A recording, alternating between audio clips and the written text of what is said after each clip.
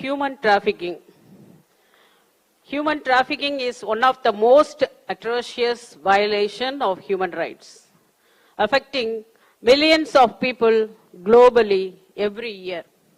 Victims of human trafficking are often exploited for labor and sex or both.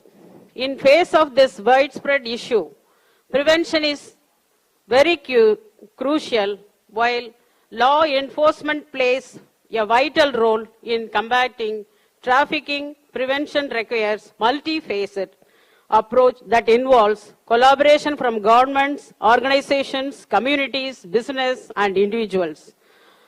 Now, let's explore some important elements regarding human trafficking. Look at the anti-human trafficking unit functioning in Tamil Nadu for 3 seconds. And we can see the previous recommendations from the women conferences. In Tamil Nadu, 43 AHTU units are functioning effectively based on 3 key components: awareness and sensitizations. Creating awareness among public and departmental officials about dangers of human trafficking, preventive measures, planning and surveillance to prevent the crime before it occurs. Rescuing the victims, it's an important subject. Arresting the offenders and initiating legal action. Trend of human trafficking in Tamil Nadu. We are specifically mentioned the 3 points. Interstate migration for labor. Families including women and children from Odisha, Chhattisgarh, Jharkhand, Bihar and Andhra Pradesh migrate to Tamil Nadu for low-wage work, making them vulnerable to trafficking. Number 2, tech-savvy traffickers. Middlemen use social media, fake job ads, and online scams to lure the young girls for promising jobs before trapping them in exploitation. Number 3 is important for our girl child. Exploitation in textiles and construction sectors. Migrant laborers, especially women and children, face forced labor in spinning mills, government factories and construction sites withheld wages and abuse. These are all the action taken by our Tamil Nadu police. It's our goal. 3 goals we are mainly concentrating: to improve the interstate and interagency coordination, better attention to investigation of cases of missing person, proper security at hospitals and public places to prevent child lifting. Actions: close cooperation between the police and NGOs, periodical training for the police personnel, effective enforcement of Immoral Traffic Prevention Act 1956. Out of 10 conferences previously happened, 2 conferences recommended the subject human trafficking. Number 1 is 6th National Conference. The recommendations are capacity building for women police officers, special training programs designed to enhance women's exposure to the core policing functions, focus areas, investigation of special crimes such as domestic violence and human trafficking. Our objective is equip women officers with skills to address crucial issues requiring focused attention. This is a recommendation from the 7th conference. Special court setup. Establish courts under the Immoral Traffic Prevention Act 1956 for timely justice. Strengthening the anti-human trafficking units. enhance anti-human trafficking units with funds for victim handling and medical intervention. Nodal agency was formed. Create a monitoring agency under MHA with senior officials to oversee trafficking cases with the functional setup of ADG or IG, rank with one DIG and two SPs. This is also 7th conference recommendation, offender registry and expanded security roles, registry of habitual offenders. Maintain a centralized list in Ncrp and BPRND to track convicted traffickers. Security forces expanded role include CISF, CRPF and SSB in trafficking prevention, especially at airports. Enforcement of brothel closure and community sensitization. Mandatory brothel closures, investigative accountability, community awareness. Then support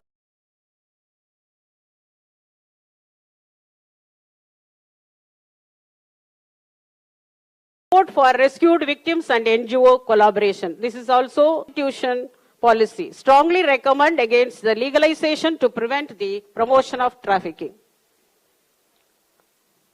Funding and compensation for victims. Corpus for victim handling compensation funds. Media and public awareness campaigns. Publicizing convicted traffickers. Use media to widely publicize names and details of convicted offenders. Community engagement. Raise awareness to prevent trafficking and encourage reporting suspicious activities. Cross-sector collaboration. Engage business, NGOs and communities in prevention efforts. So, conclusion that human trafficking is a global challenge demanded united response from various departments, but by adopting best practices, enhancing legal frameworks and supporting victims, we can reduce this crime prevalence. Together, we can build a safer world for everyone. Thank you. May I now request Ritu to introduce Dr. P.M. Nair, IPS retired, former DGP of NDRF.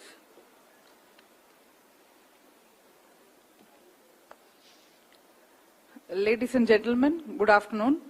It is with profound respect and admiration that I introduce our distinguished guest speaker today, Dr. P.M. Nair. Sir is a globally renowned expert in anti-human trafficking and law enforcement with over 4 decades of dedicated service in India and South Asia.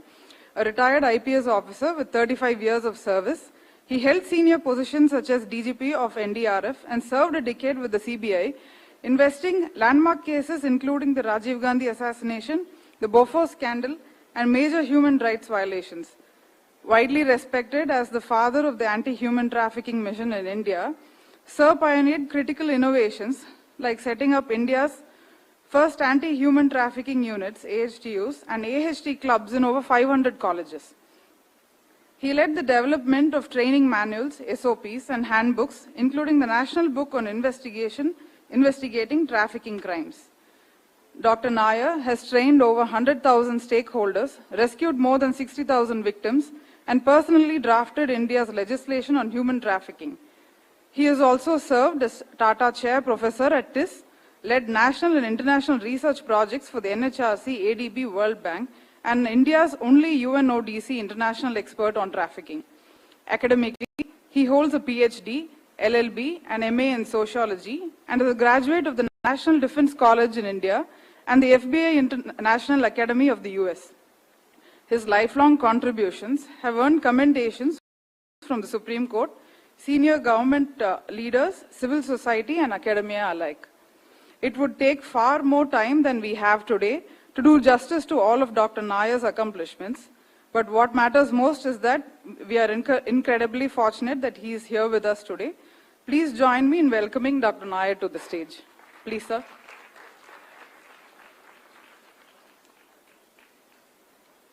I request a former DGP, Dr. P.M. Nair, sir, to kindly address the audience.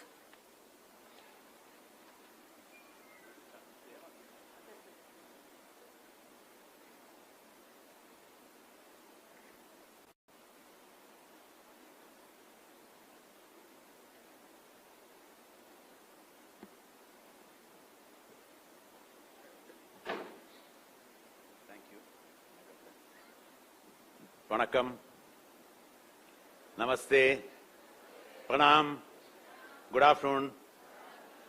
Thank you so much. All the gracious women, gracious police officers, gracious women of the country.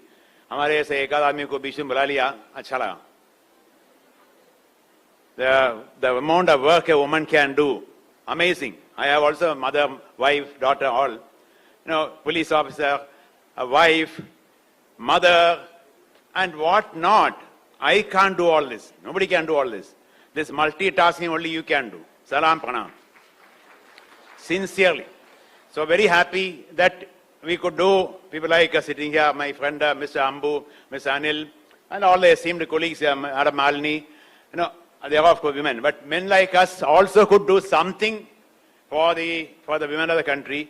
That puts us in a very great self-satisfaction. In that context, I know we are time short, so we'll rush through the presentation. And I will not be speaking on what is trafficking, etc. Aapko pata hai. I'll go only on the best practices, a few of the hundreds and thousands of best practices in the country. Hundreds and thousands of best practices in the country, but not documented. Hindustan ke police itna badhiya kaam karta hai, commendable work, but hardly anything get documented. जो हम लोग नहीं करते हैं उसके बारे में लोगों को पता है. What we are not able to, people know. What we do, people don't know. Therefore, this good practice compendium and good practice initiative by BPRD is something amazing. I salute the DG BPRD, the DG Tamil Nadu, and all the esteemed colleagues out here for taking this mission. We will have a focus attention on prevention, protection, prosecution. All the best practices by different agencies. I am not going to confine myself only to a police officer, but others also. All these agencies I am going to touch upon. First of all, it's a national action research on human trafficking. 2002-2004 में NHRC decided to do an action research along with Government of India, Ministry of Home Affairs and Ministry of Women and Child. Got the UN also into that, and thereupon the 2 years of intense research across the country. Research plus action. Action research, amazing. This research, 2 years of intense research, I was privileged to be the principal researcher, not as a police officer, but as because of my sociology and PhD background. And national level research hua, and then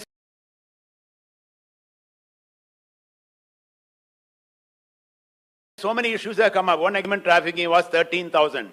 13,000 people were arrested in the human trafficking case in 2004. In 2000, and out of the 13,000, 89% were women. That means all the 89% traffickers in the country were women. 2004. Research came, findings came, and all the mystification of the myths were done. All the myths were demystified, and the impact is that in 2005, the data came that their arrested was 5,500, out of which only 10 or 11% were women. Kahan chale gaye? What happened to the women? 13,000 women in 1 year, and next year hardly 5% of that. What happened? The fact is that the research showed that police were arresting women as prostitutes, victims as prostitutes, victims as offenders. The research said stop it.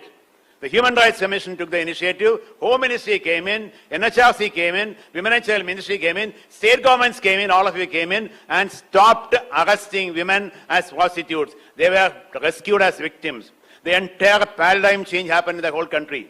Entire paradigm change happened in the whole country. Ladies and gentlemen, that's the beauty of integrating research with action. Research with action. Many police officers wanting to do research, do that. Tie up with a university, appropriate university, and do micro researches. You can make a tremendous improvement. This study is one, we made a tremendous impact. Now, research also showed that holistic action is required. It is not that you do something and go away. Prevention, protection, prosecution, a combination model was brought in.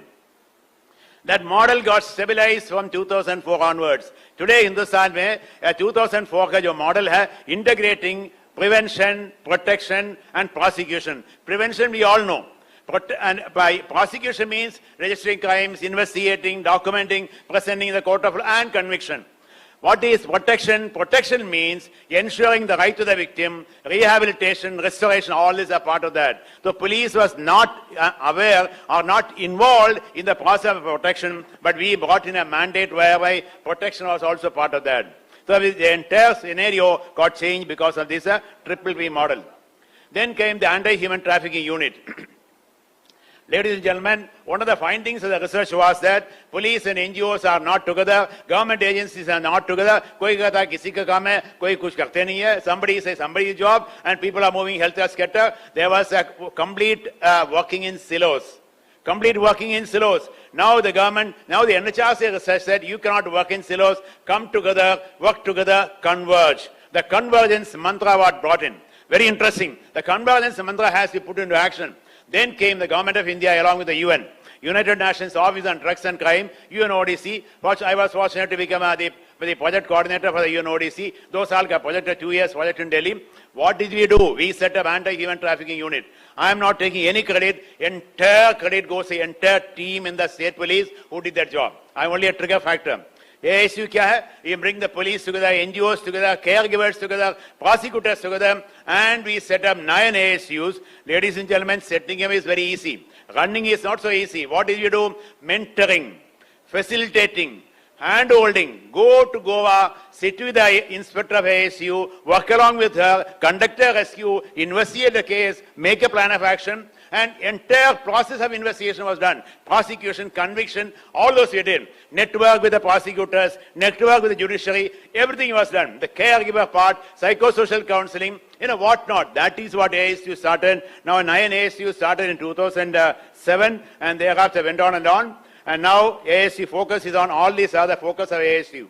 Now somewhere down the line, the focus has been whittled a little bit, changed a bit, or some issues are there that we need to sort out. Problems are not with the ASU. Problem is what we and how we handle. So, ladies and gentlemen, this is a mandate of the ASU to investigate and take it forward. In that context, all these facilities are provided for the ASU.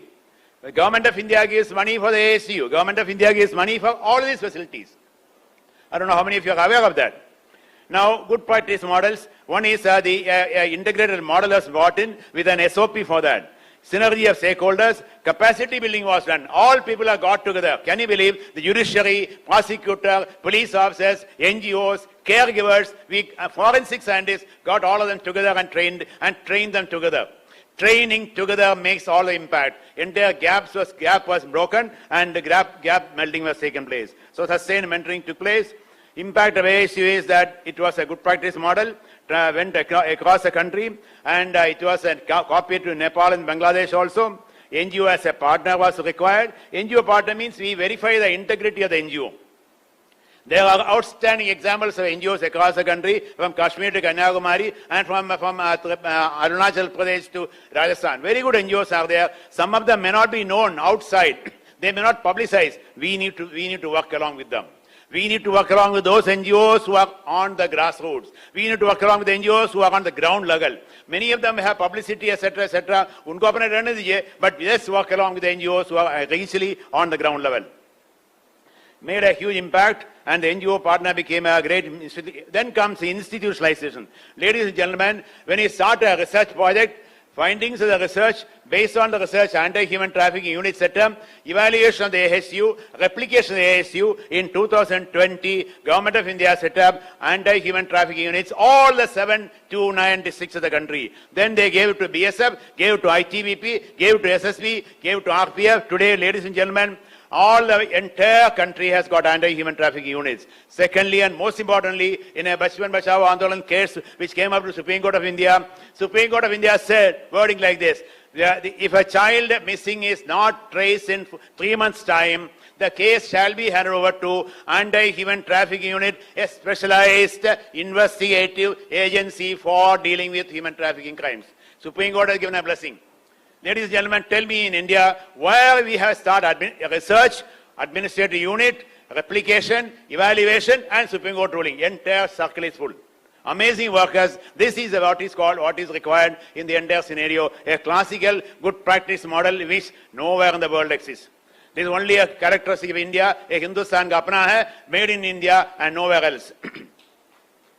Made in India. That's what. Ladies and gentlemen, wonderful initiatives by Government of India.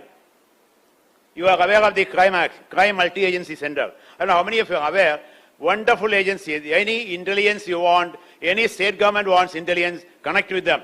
One of the best agencies on criminal intelligence. We keep saying we have documentation required for abusers, traffickers, sex workers, etc. So nothing is required. Everything is available there.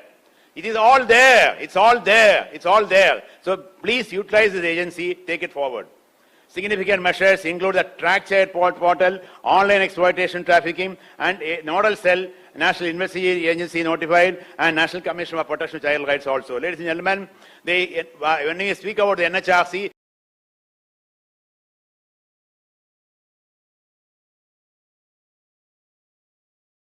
I must highlight this good practice model. How many of you are aware of this?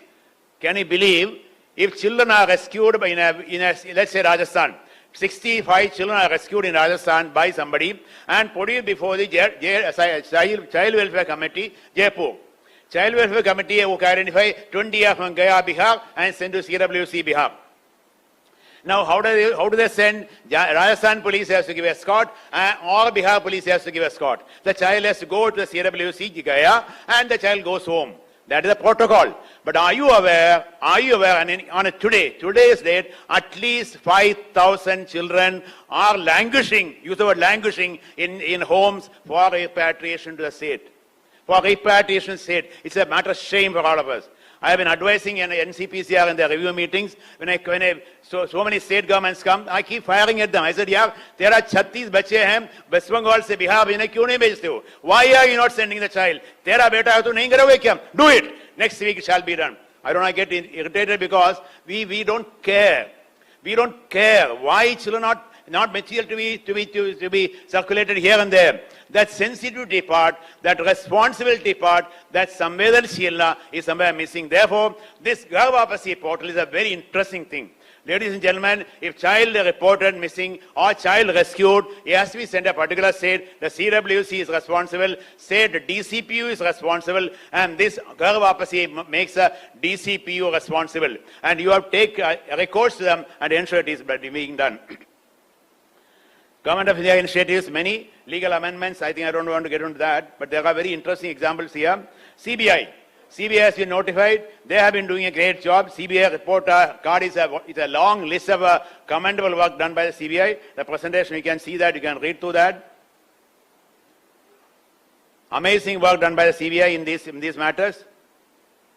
Each principle has got a value of its own. Interpol and CBI, an interesting case study. They did an Operation Stormmaker across the world on anti-human trafficking. 2023, amazing work. The whole world got to the Interpol and CBI is part of Interpol there. Interpol across the world got together. They operation on trafficking persons, and interesting work was done. Can you believe children missing in India were in Nepal? Children missing in India were in Bangladesh. Children missing in Bangladesh were in India. They were all trafficked here and there. We think trafficking does not take place in Bangladesh. We have trafficking to Nepal also. We have trafficking to Bangladesh also. And within the country also. Within the country also we have a lot of trafficking takes place. They have an interesting model here. Then on a cyber crime, I am sure Madam Malini will be speaking details on that. But this is also a good practice model. Very good practice model. When you go to the schools and colleges, please educate the children on what needs to be done. Good practices in partnership also is very good. Trained counselor helps the crime detection. I don't want to go into details. Sunlab is anybody from the Kolkata? Sunlab? Yes, ma'am. You know Sunlab? Sunlab is a Kolkata. Yes, thank you so much. NGO in Kolkata. Amazing work they are doing. They have an MOU with the police. CID and what happened? CID and West Bengal police have missing here. CID and West Bengal police have an MOU, and based on that MOU, they have taken action. How many agencies have MOU with NGOs? Beware of the NGOs. All NGOs are not good. And moreover, when you work with an NGO, keep 6 months time frame only. After you verify the NGO credentials, then only go on. Don't make you as liable for years together. trained counselor, interesting crime detection. I consider a very interesting case because the case got convicted. It's not moving here. Counseling a victim helps in conviction. Again, a Kolkata girl matter of 16, rescued in Kolkata. This very interesting matter again. How the NGOs are of great help when you have to investigate a case. You know, how many of you are really utilizing NGOs? There are limitations of NGO, but use them only for that limitation. They cannot investigate. No, don't get them into investigation work. But counseling, very important validation part. In a crime of trafficking, the victim is completely devastated, completely shattered, completely gone. To get the child to speak or the woman to speak, woman or girl child to speak, not an easy job. You know, what I communicate today with you, 35% is spoken, 65% is not spoken. My body movements. So that child, that 65%, 35% also won't come. So we have to be more careful about listening to what is not spoken.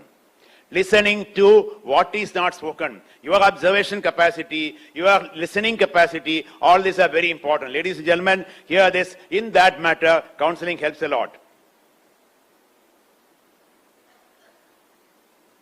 I'm moving here. Yeah. Harm assessment. I don't know how many of you do that harm assessment. Say child or the victim woman has lot of trauma.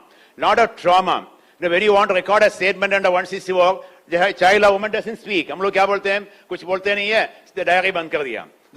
The girl doesn't speak. Therefore, we close the case. Don't do that. We are committing a crime on ourselves. The child has to speak. How do we make the child speak? That's the beauty of the interviewing technique. How many of you have spent time on interviewing techniques? It's a very interesting professional art. It's not just a police job, it's a psychologist job, psychiatrist job, all together. Ladies and gentlemen, this interesting art of interviewing is very important to get to know the child.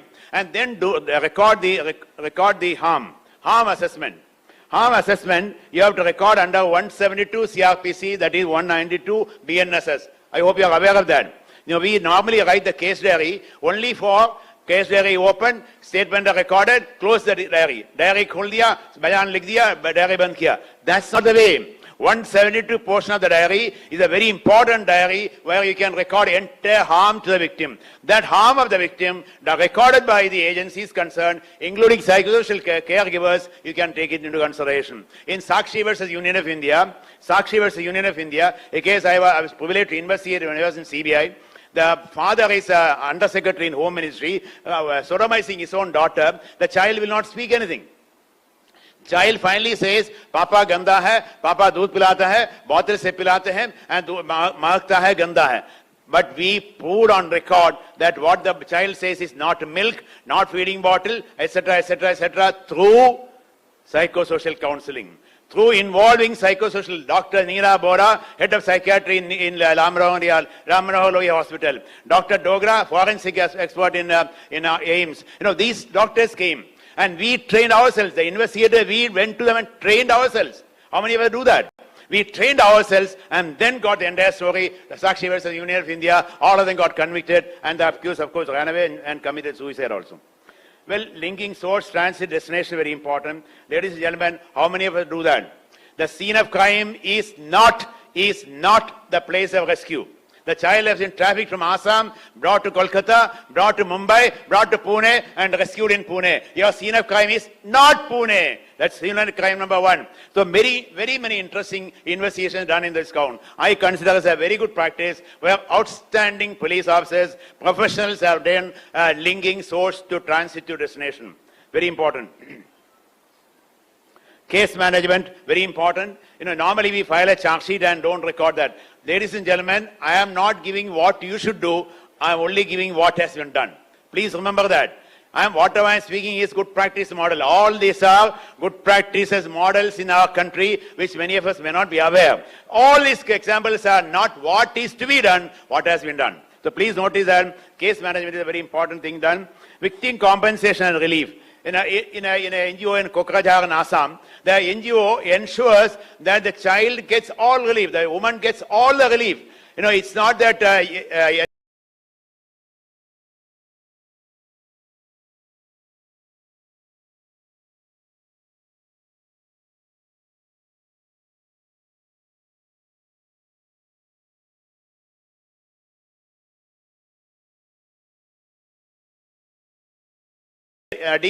District Legal Service Authority pass an order, DOLA compensation, and nobody can, and children are taken care of. It's what a wonderful thing to happen. Video conferencing and trial. Did I miss something? Video conferencing. Bangladeshi girl trafficked to Mumbai. Nepali girl trafficked to Mumbai. 16 years and 14 years children. They were rescued in Mumbai and they were kept for 2 years there. Then they were repatriated to Bangladesh and repatriated to Nepal. The trafficker was the same fellow, 2 fellows in the jail. Then the case went on and the victim had to be called from Nepal and from Bangladesh. They refused to come. Kyom? Why didn't they come? They got married, they got one child. Now husband will say, "Arey, prostitute hai, unko bahar nikal denge." They didn't want to come. Naturally, they will not come. They need not come. That's a beauty. We blame them. Don't blame them. They need not come under the law. Prabhul Desai versus Union of India, Supreme Court has decided about the video conferencing. That video conferencing did not say here to here. So we use that provision. The magistrate was wonderful. Swati Chauhan, judge of Mumbai, she said, he called all of us and said, let's do something. The victim is there in Nepal, victim is there in Bangladesh, can we do something? What will he do? It's a long process. She went to High Court and got administrative approval. We facilitated child sitting in Nepal in an NGO home, child sitting in Bangladesh in an NGO home. The court was held in Mumbai. The trial court did not have a video conferencing facility. Mumbai district collector had NIC facility. Told the collector, can you spare your room for a day? Yes, madam, please come. The district collector's office was converted into court. Can you believe that trial took place? And both the fellows were convicted. Ladies and gentlemen, karna to bahut kuch hai. Rasta khula hai. We have to keep on walking, and I salute the people in this. I salute all of them. Fantastic work. Ladies and gentlemen, Hindustan mein outstanding practices so many. This is one of the classic examples. Of course, I made I made a SOP also. If anybody wants to see the SOP, it's available in the Maharashtra Judicial Academy website. Use that. Every important step, we have an SOP made for that. SOP means your job becomes easier. And you read that, you can follow it up. Of course, you can amend your way you want. Nothing wrong with that. Nothing sacrosanct. It can be amended, it can be changed. Please do that. State level coordination makes a great impact. State level coordination. Can you believe in Goa, many other states may also have. Goa, the Chief Minister holds a review of anti-human trafficking every year, every 6 months. Because the Chief Minister holds there, Chief Secretary is there, Welfare Secretary is there, Information Secretary is there, DGP is there, CID is there, everybody is there. And that's the beauty of the review. So I don't say everywhere CM should do that, but somebody authorized by the CM, if that can be taken, I consider this one of the best practices in the country. Today, the response systems in the country, in Goa, is one of the top class. Response system in anti-human trafficking, in prevention and combating both, Goa is a classic example. You know, there are many reasons to that, but every reason we find this coordination at the highest level makes a huge impact. When he set up the anti-human trafficking unit, 9 of them, every state, I'll go to the Chief Minister. Andhra Chief Minister, Bihar Chief Minister, West Bengal Chief Minister, Goa Chief Minister, I told him, sir, aapko launch karna hai. CM came to launch AHTU in 2007. Why? When the CM comes, Chief Secretary, Welfare Secretary, Labour Secretary, everybody comes there. All of them came. So we brought the synergy with the CM. So ladies and gentlemen, this state-level coordination is very important. Cyber slavery, Ms. Anbu is here handling a very important case. This is also a classic model, though investigation is still going on, but the amount of labor they did, this is not known to anybody. This, of course, not women, mostly men, but this is again a classic, a good example. Social media watch. We always blame the social media for the crimes committed on trafficking. It is a fact. I'm sure Madam Malini will also elaborate further as to how social media complicates the issues in Rajasthan like any other place. But social media also got a positive impact. You know, very interesting. A lady inspector sitting in Mizoram, her only job was watching the social media. Subha se sham tak, social media watching. One day she was watching and found Young Mizo Association, YMA. They have a unit going outside. Any Mizoram boy or girl going outside for a job, they have a YMA group. So she saw the media YMA group, advertisement came from Goa. A hotel wants men and women for hotel work. Many people applied. Again, a message comes after a few days. 10 people applied, 11 people applied. After a week, again a message comes, interview held, and 9 selected. 9 people selected. They are moving from Mizoram to Aizawl to Goa. 3 days after message came, they were all briefed by the hotel manager. They are very happy there and things are going on well. Now 6 women and 3 men. They are all very happy they are going on there. And then the next day message comes there. A message simply says that two girls and a man has been called to the owner's house for training. Owner's house for training. They suspected something wrong. The inspector is watching the whole thing. And after some message comes there, the male came out and said, 2 women are trapped inside, come and save. She sitting in Goa, watching the social media, watching the Facebook, calls at the anti-human trafficking unit of Goa. Madam Gupta, Mrs. Gupta, additional SP there, immediately swings into action and rescued the woman. Before the girl could be violated, before the woman could be violated, action could be taken. Ladies and gentlemen, social media is equally powerful if you use that. Here is a classic case of a good selling example. Baby selling for adoption is a classic case of Andhra Pradesh where they have done a good job. So I must appreciate that part. Customer. Punishing customer. Ladies and gentlemen, in the field of human trafficking, woman is not a prostitute. Woman is not a prostitute, it's a prostituted woman. No woman wants to be a prostitute. We can't keep on saying sex work and sex work. Those fellows who say sex work, you ask them, will your daughter be a sex worker? They will say no. No. Why? Why? That's what. Entire research of Human Rights Commission, 6 to 9 women were talked to. They said, we don't want to be here, but we are forced to come, coerced to come, lured to come. By lure, deception, coercion, they are there. They are not sex workers. They are there because of compulsion. They are women under exploitation. There, the man is not an offender. Sorry, man is an offender. Sorry, man is an offender. Man is not a customer. Don't use the word customer. Under the law, there is no word called customer. We keep using the word customer. Hey, customer kaise bhai? When I go to Dukan, buy a telephone, I am a customer. When I buy a rice or vegetable, I am a customer. But when I go to violate woman, how can I be a customer? The man is not a customer, man is an offender. Prosecute him. Section of law is impeded. Not many Supreme Court decisions are there. Kerala High Court judgment is there. And next interesting thing is the eviction. I'm going a little faster because I want to give space to my colleague, Marini. Now, eviction part. Ladies and gentlemen, outstanding example. Our law, Indian law, Immoral Traffic Prevention Act is a wonderful law. It's a wonderful legislation. I worked with the UN and drafted the world model law on human trafficking.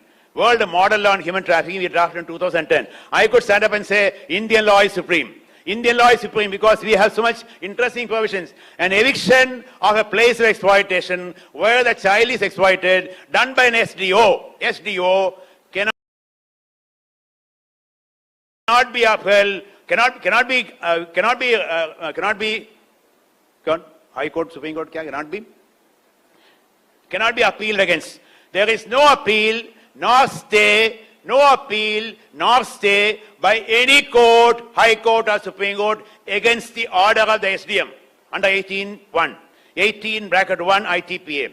18(3) says the SDM's order shall not be stayed or set aside by the order of any court. Even Supreme Court cannot do that. Can you believe that? There are many interesting provisions. Ladies and gentlemen, when we started talking about this, interesting provisions have come. That provision is already there, but it was implemented. It's a classic case where we find so many. Today, 400 plus places of exploitation have been closed down in many places. We have an SOP for that, for the SDM's job. If you want the SDM to be empowered, here is an SOP for that. It's available in the Odisha Judicial Academy website. Confiscating illegal assets. How many of us do that? Big money. I salute that Sub-Inspector Aradhana Singh of Jharkhand. Jharkhand, go here.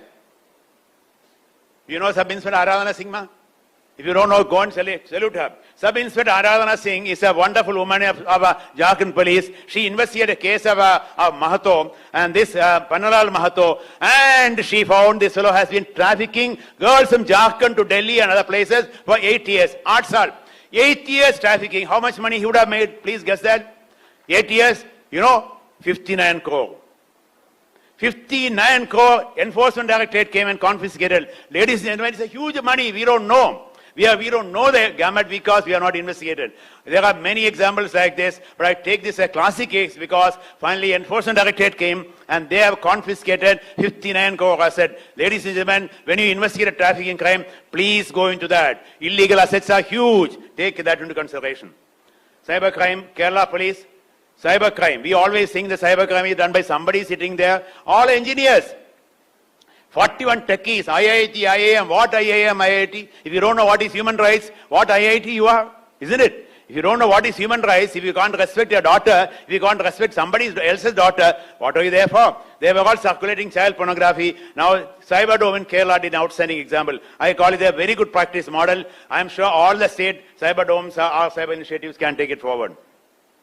Rehabilitation, amazing work can be done. Ladies and gentlemen, rehabilitation may not be our job, but we have to be catalysts. Tomorrow, the rescued woman is not rehabilitated, then she will be re-trafficked. Prevention is our job. Therefore, we have to take initiative in rehabilitation. Amazing work examples can be given. I don't want to show a case here. These are tribal Naxalite women. Naxalites have trafficked them. We have brought them back. They are doing industrial stitching. Life with dignity, life with rights, life with protection. They are security guards. They are all security guards in Ranchi. The man standing there in the collector is Collector Ranchi. Manega beta naukari do, and he gave all of them job. I am not showing my picture. I am saying this girl that tera haath mere haath se mazboot hai. Telling that girl, your hand is more powerful than mine. That girl was an Naxalite. This one was an Naxalite, and now she is a security guard. I don't want to have picture to be go to the media. We don't allow that to happen.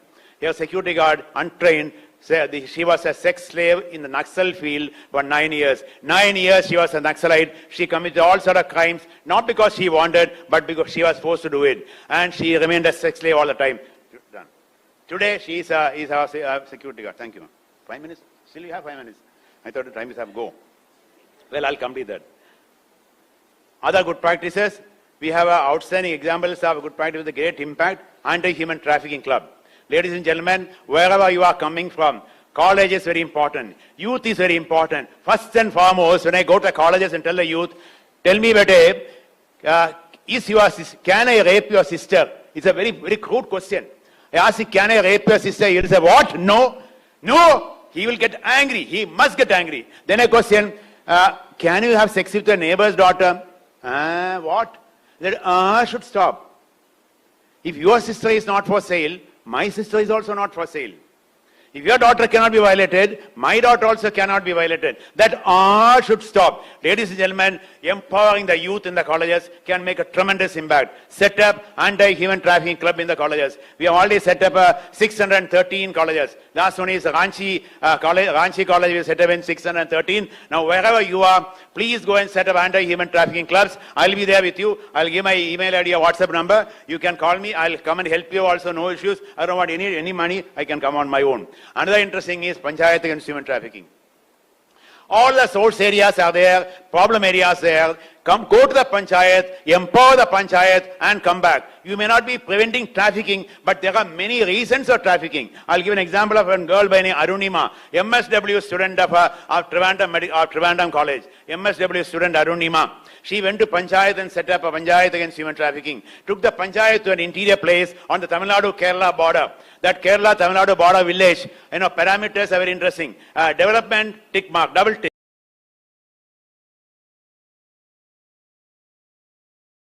Electricity, double tick mark. Water supply, double tick. Internet, double tick. ATM, double tick. Really violated by grandfather or father or uncle or chittappa or somebody. What tick mark are you giving? You are giving tick mark for development, parameters, water supply, electricity, etc., etc. Keep on giving. But I don't find that place safe. My child is suffering there. Why should a child be exploited by the grandfather or the father? Arunima did not stop. That's the power of the youth sitting here. I want you to take that mission forward. Arunima Anti-Human Trafficking Club, along with the Panchayat, took the Panchayat and sat there with the students, with the youngsters and told them, this is a good touch, bad touch. Even if your father is putting a finger there, shout, make shout. They'll make them shout, etc., etc. Then call the mothers. Mothers and parents, or fathers are all drunk and they are misbehaving. I said, if the father is drunk, he violates your daughter, but he doesn't violate neighbor's wife. Yeah, he will not go. He will get beaten up. And that's why it is not his stomach is acting, his mind is acting. Stop him. Call the fathers and told them, listen, 34 of you have to go to jail today. 30 of you have committed a POXO Act, JJ Act, all the IPC, etc., BNS, etc., unko samjhaya law kya hai. I told them, stand up, how many of you are going to jail today? Who was violated? Then finally Arunima said, listen to my voice. None of you will go to jail today. But any of you doing anything like this, we are going to send you to jail. We will ensure a case is registered. POXO means this, JJ Act means this, IPC means this. Ladies and gentlemen, Arunima and Panchayat went to the village 3 months after. She says children are running around like butterflies. Children are running around like butterflies. What a transformation the girl did. That is anti-human trafficking. That is Panchayat against human trafficking. Ladies and gentlemen, take it forward. Those children are not for sale. Capacity building, we have done a wonderful job. So-called training program hota hai na, yeah, bakwas hai. Don't get into all the so-called training program. Many NGOs are running training program, all wasted time. They only want some pictures and photograph and khana pina. Get into a proper BPRD sponsored training program up jao. BPRD gives a specific training mandate. Follow that and take it ask model. Yes, attitudinal change is very important. The police officer should know customer is not a customer, he is an offender. Police officer should know that a woman is not a prostitute, she is a victim. All this are transformation of the mindset. So take it forward, ask model, very important. Quality resource materials are available. I was privileged to work in the UNODC and bring out 12 of them. Many more are there. Handbook I mentioned. There is a company of good practices with 2007. Now BPRD should take it forward and make another one like this. It's a wonderful collection of good practice at that point of time. One by police and one by NGOs. Take it forward. I'm sure you can do much more. Thank you. Namaste. Jai Hind.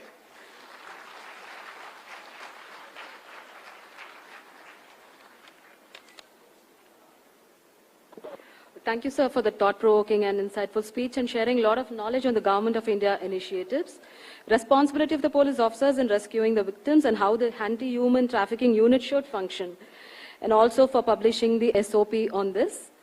Thank you, sir. Now I request our ADGP EOW Madam to kindly come onto the stage to present the memento to Dr. PM Nair, sir.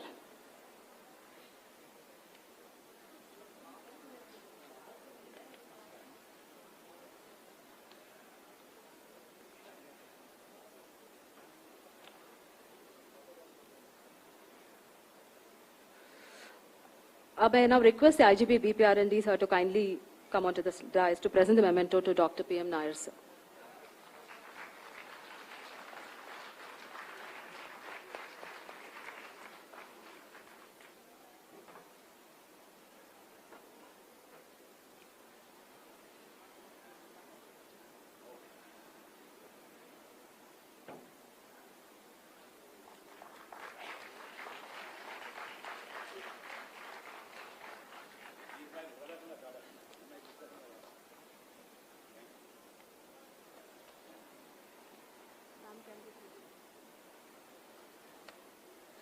I now request ASP Meera to introduce our achievers, Tirumati Tejaswi Satpute, IPS, Maharashtra, Tirumati Srimati, Tirumati Tahira, and Tirumati Desi.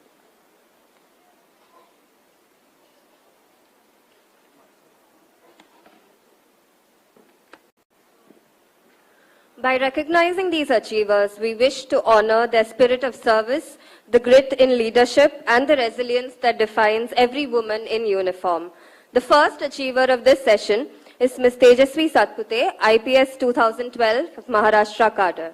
Madam receives the Prime Minister's Award for Excellence in Public Administration for Innovation in 2022 for Operation Parivartan, for transformation of lives of women from illegal liquor traders to dignified laborers in Solapur district of Maharashtra. Ma'am has also received insignia by Director General of Police Maharashtra in 2024, DG BPRD Disc for Paper on Community Policing 2024, Best Police Unit Award of Maharashtra Government in 2022, Arun Bongwerkar Award for Excellence in Police Service 2024, and FICCI Smart Policing Award, and Governance Now Award for Best Governance Practice in 2021. The second achiever for today is Srimati S. Srimati, Inspector, belonging to the batch of 2000, and has investigated several conventional and special crime cases for which she has been appreciated by the Honorable Chief Justice of Honorable High Court of Madras. She has been a part of the special investigation team that investigated the Tamil Nadu Public Service Commission question paper leakage scam, Salem RBI cash train theft case, etc., for which she has received Tamil Nadu Chief Minister's Medal for Excellence in Investigation in 2016. During her stint on deputation at CBI, she has been a part of teams investigating several high-profile cases such as the Hathras gang rape case, post-poll violence in West Bengal, and rape and murder of a minor girl in Uttarakhand, for which her team went to the US for DNA phenotyping, the first case in India where the new technology was conducted. She was also part of the online child sexual abuse exploitation prevention unit, and in one of her cases, a search operation, Operation Make Chakra, was conducted in 69 places across the country. For her exemplary investigation skills and meticulous efforts, she was awarded the IPM for meritorious service on the occasion of Independence Day 2019. Next, we would like to honor the team efforts of Srimati A.S. Tahira, Inspector of Police, and Srimati Desi, Head Constable, in tracing missing persons and reuniting destitute people with their loved ones. Srimati Tahira was posted in Police Computer Wing in State Crime Record Bureau in 2016, where she headed a team of police personnel tasked with tracing missing persons by comparing the photos of unidentified bodies available in CCTNS database or by checking missing person database available with NGOs. As an outcome of their efforts, 1,338 persons were traced, of which 118 missing persons were traced alive. Srimati Desi, a part of Inspector Tahira's team, traced 61 missing persons herself. It is worth mentioning that she traced a 12-year-old boy in a children's home and reunited him with his family. Inspector Tahira also took up the task of reuniting over 250 destitute persons and persons with special needs with their loved ones across the country, and she visited over 40 NGOs to gather information to accomplish this extraordinary task. A true testament to compassionate policing, her efforts have been recognized by various forums like Lions Club and Rotary Club. Head Constable Desi is also a recipient of Chief Minister's Medal for Distinguished Public Service in 2019 and Utkrish Seva Padak in 2020.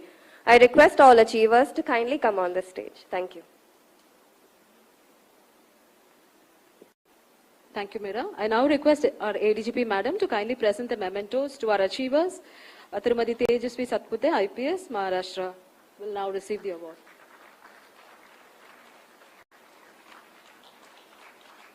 Tirumati Srimati.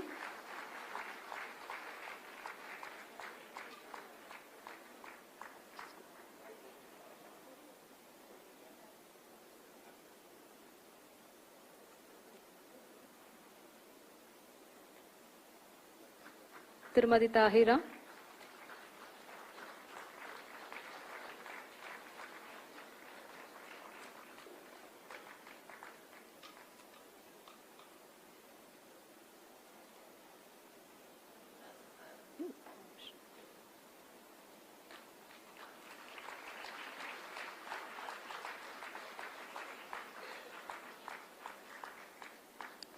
Tirumati Desi. You sharing? No, you come.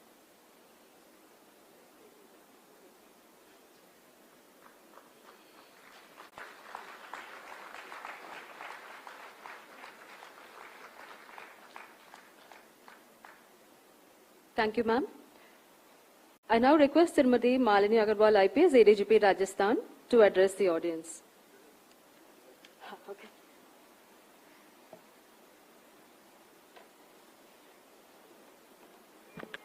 Respected Nair sir, my colleagues on the stage, Kayal and Chamundeshwari, Madam Vanita, retired ADG from Tamil Nadu Police, my batchmates over here, Malar Vili, who is ADG training in Bihar, and Bala Naga Devi, who is ADG Economic Offences Wing in Tamil Nadu itself, IG from BPRND, Anil, all the delegates, officers from Tamil Nadu Police, and members from the media. First of all, a big congratulations to Tamil Nadu Police for having organized this 11th National Conference of Women in Police and accepting, to be the host. It is not an easy task. And of course, the credit goes to BPRND, DG BPRND and DG TN and his whole team. and DGB R&D's team for organizing this and, of course, choosing the topics and the theme of the conference. And I will just take a minute. It takes me back to the first national conference for women in police, which was organized in, I think, year 2003 at Vigyan Bhavan in Delhi. And I happen to be one of the 4 conveners for this conference. And we had a round of regional conferences before this. And it was in collaboration of British Council and BPRND. And Madam Kiran Bedi was the chairperson. And when the first conference had taken place, I know that, when these women officers and personnel had come, they were dealing and struggling with the basic issues like the restrooms and the toilets and, that desire to work in field jobs. And it is really heartening to see that we have come a long way now because these problems have become like non-issues. To some extent, yes, they exist, but yes, by and large has been taken care of and we are, now to the next level, and there are so many women officers and personnel who have joined the forces. So definitely it's a very heartening change, and all the topics are very, very pertinent and also focused towards the professional competency, which is very good and which makes us prove ourselves wherever we go in our jobs as women. Thank you so much. So now I will just start with my topic. Because I look after the civil rights and human trafficking, I'm Additional Director General, and I monitor all these units in the state and look after the trafficking issues. So I thought it would be nice if I can just tell you about some of the best practices that Rajasthan government actually is practicing or has initiated so that we are able to combat this problem. As Nair sir said, that it's a humongous issue, not only for our country, not only for the state, but even, internationally. Every now and then we see that people are crossing borders, say Mexico and US case we take, or European borders, or even, our own neighbors crossing. So we deal with a lot of issues. And within the country also, we see that women and children being trafficked from one part of the country to the other. Children and women are being bought by these middlemen at small petty amounts. Sometimes parents, because of whatever, their weak economic gap. Please change the slide. Yeah. Can I have that here?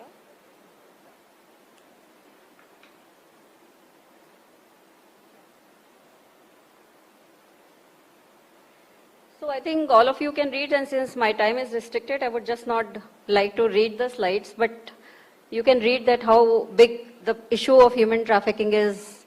And I think many states, this problem is like a very big problem, while some other states may not be dealing with it at such a level. So when we talk of best practices, one of the first and foremost thing is training. So as you can see that we have a state police academy, and because this issue is continuously reviewed, monitored by National Human Rights Commission, State Human Rights Commission, Women Commission, then of course our own police department, at Chief Minister's level also, the meetings keep on taking place, and all of you at one point or the other must have presented yourself in the court with the writ of habeas corpus, and then the High Court and the Supreme Court being very strict and passing orders, also sometimes giving you very strict timelines that yes, you have to recover the missing child, you have to recover the missing person, you have to recover the missing woman. So naturally it is a very sensitive issue. We feel that the officers need to be sensitized. So we are having regular training programs where we make them aware. I'm not able to change. Oh, okay, fine. All right. So that was one part of training. Then second was, of course, which we are focusing on is the community policing awareness program, where we are taking the help of the community liaison groups, our teachers, social workers, volunteers. In fact, the Suraksha Sakhi concept is quite a new concept in Rajasthan. It was introduced 2 years back and it is working very, very beautifully. I would not like to talk in detail about it, but it has women, who are very educated, very aware, and are involved in government functioning. So they understand the basic grievances and they also have a good influence over the citizens. So naturally, when they go to these villages or they go to places, and especially where, you know, we have this problem of human trafficking, which is actually quite rampant. So over there, it is very important that these Suraksha Sakhis, they go, these volunteers go, and then they sensitize people about these things. Then, as you can see in Rajasthan, I am focusing because on the state only, these are the key areas where the trafficked children or women are engaged. And like, for example, mostly breaks and kills, we had made out a study and we got a lot of data, and then we just segregated that what are the state, what are the districts, and what kind of, you know, work is being taken from these trafficked children. So as you can see, I need not read it.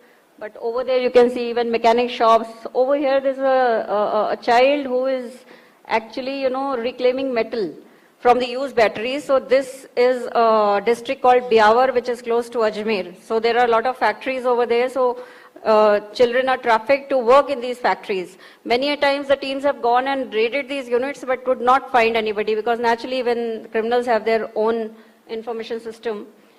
So you can see I am going to talk about this operation which we are carrying out. It is Umang. We carry it out periodically, and it focuses basically on child labor, bonded labor, human trafficking and begging. And on the right hand side you can see these are the children who were rescued from a bangle making factory in Jaipur. So lakh bangles you must have seen, everybody is fond of those bangles, are made in Jaipur in large numbers. But for that you need very tender hands. So naturally these children are engaged and employed in that. So our team had gone and rescued these children, and we have like a child welfare officer. So this is a picture just of, you know, the rescued children who had been brought. These are the sections which we usually use for dealing with the cases regarding the human trafficking. For convenience, because we are still in the process of, you know, IPC 2, BNS, so I have given both so that it becomes easier for you to see and understand. These are basically sections, you know, under which we had trafficking, and then of course, you know, you can see that the number of victims. In fact, you know, this was the operation in 2023 and 24 that we had carried out. And you can see the number of boys and girls, number of victims actually who are there in cases registered against these people. And these are the accused arrested. Males, as you can see, is 115 and 95. Again, this operation was conducted from 1125 to 3425, where so far we have registered 18 cases, and this is the data. We will again have this in phases after maybe a month or two, and then again repeatedly.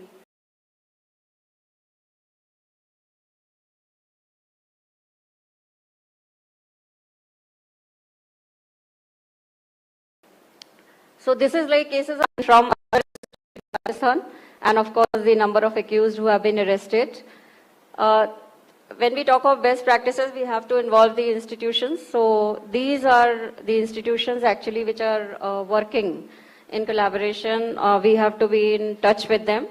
From the state side, we have district bonded labor vigilance committees, which exist in all districts.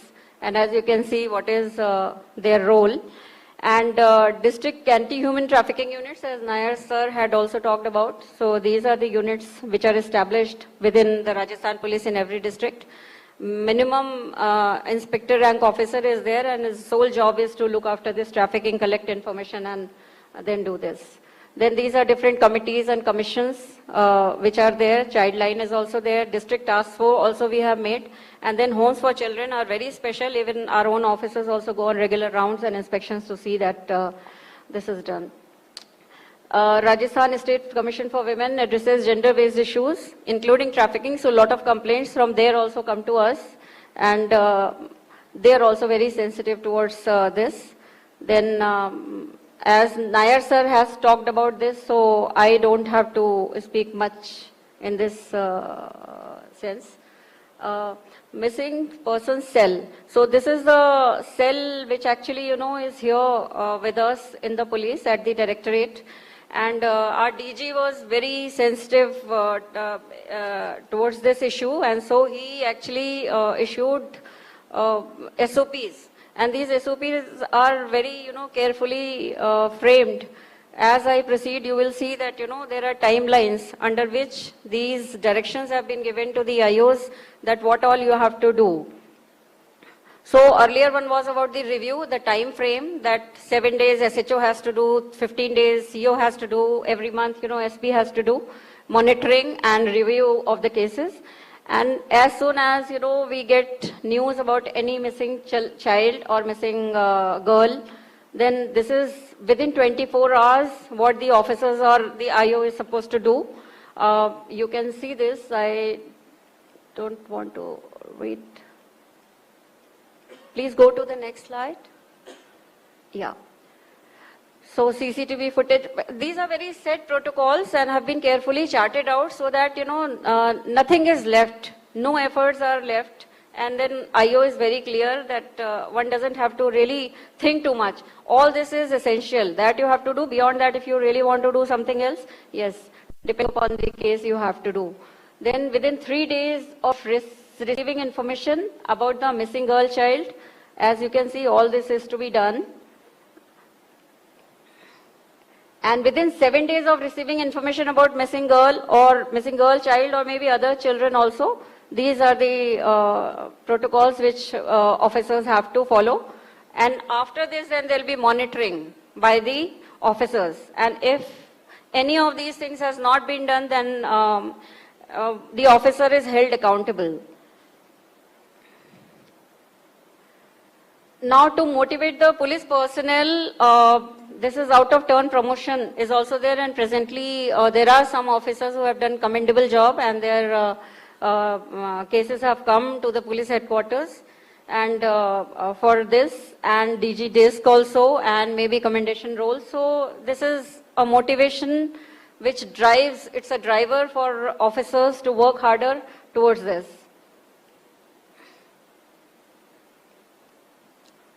So Operation Khushi was for missing children. So that we have done, as you can see, from 2019 we have been doing it. Rajasthan was #1 in recovery of missing children. Our recovery percentage was 98%. Last year it was 94%. And this year, so far we have been able to recover 202 children. So we keep on conducting these operations so that we can monitor the progress, and then there is a special drive, and all the officers, they just pull in all their resources to find out the missing children. Then of course we take, like Nair sir also said, help of the NGOs. Samli Trust is there, then Bachpan Bachao is also there, where we take help of these people. There are some case studies, I'll just quickly go through. There was some information about how, police is working. It is about that. You can quickly read this. There was a complaint that there's some sexual exploitation is going on in a remote village in Savai Madhopur. So SP Savai Madhopur is there. I had a talk with her, and then, she sent her team, the AHTU team, the circle officer, Nirbhaya squad. I mean, all our resources were actually, put into this. And then the place was raided after, the whole planning. When they went there, there was this red light area. People tried to, just push these children out of those backside doors. But somehow we were successful, and in total 19 girls were actually recovered from there in that rescue operation. The team collected the evidence also, so that, our case stands strong. And then the Child Welfare Committee, because 19 girls were recovered and they were all, engaged in, they were forced to be engaged in prostitution and other such things. So naturally, she also came, to the police station and took keen interest in this. There's another case study. I'll just quickly show. Okay, fine. So there's another case study which is similar. It is about a Kanjar community where, the parents, they, although they said that the girl has gone missing, but actually they had sold the girl. And after a few years, they registered a complaint that the girl has gone missing. So girl was finally, recovered also. But because you see so much time had passed that the girl refused to recognize her parents. So a DNA testing also was done of victim and parents. The samples were sent to the forensic science laboratory to establish the correlation. And the victim did not want to go with the parents because naturally she was just not sure. The case was also registered. Another aspect is, of course, cyberspace and human trafficking. I don't think there is so much time. I will quickly rush through this. You can read. This is a film. I would request, don't play it now. You can just share it with the participants. Please go ahead. So this is like, we know in countries like Malaysia, Indonesia also, the traffickers are taking our experts from India, and they are, from there they are operating. And you can see that these days cyber duping, cyber stalking, all kind of crime is actually taking in that place. The payment is also made, in cryptocurrency and other such kind of currency. So a case based on this cyber thing was conducted. I will not be able to talk about it. It was in Pratapgarh district. One of our SPs was, he actually, employed all IT means, CDRs, Instagram, Facebook. You can just keep on flipping, huh? Instagram, Facebook and everything, he just put in everything to actually locate the missing children.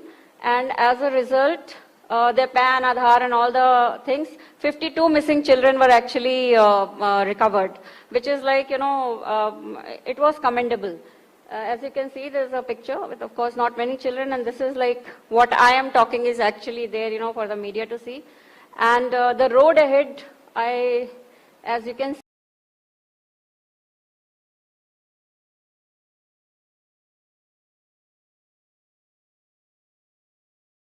see that, we all need to do this. And this is what, Rajasthan, this is what I have to say. I think it is everybody's responsibility, because when a child is gone from house or a girl is gone missing, it is definitely very traumatic for the parents, for the family and for the girl. So let us all work together in this direction. Thank you so much. Thank you, ma'am. I now request IGP BPR&D to present the memento to our speaker, Tirumati Malini Agarwal, IPS, ADGP Rajasthan.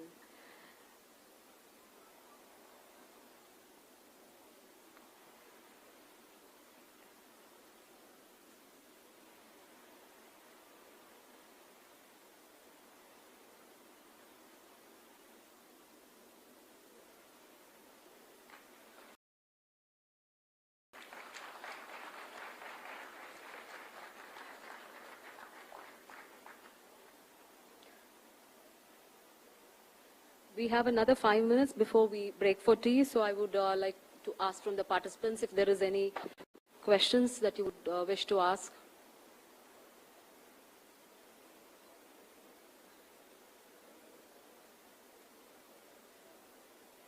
If there's no question, we can...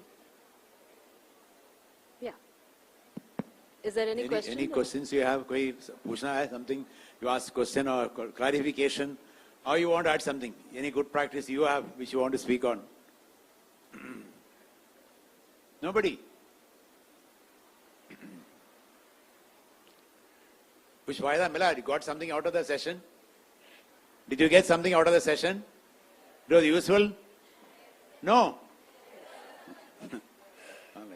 Take it forward. As madam said, no, our girls are not for sale. Our women are not for sale. वो saleable commodity नहीं है. We have to ensure that our girls are safe. We have to ensure our women are safe. We can work together, all of us, dedicated, one step forward approach. We can ensure that whole India, women and children are safe. ये trafficking बंद हो जाएगा. नौकरी बंद होगा. We should do that. Anti-human trafficking club और anti-human trafficking, panchayat against human trafficking set up करने में, in case you want to set up in colleges or in panchayat, I have given my email ID also, WhatsApp also. You can connect with me. I'll give you. Yes, madam. Red shirt.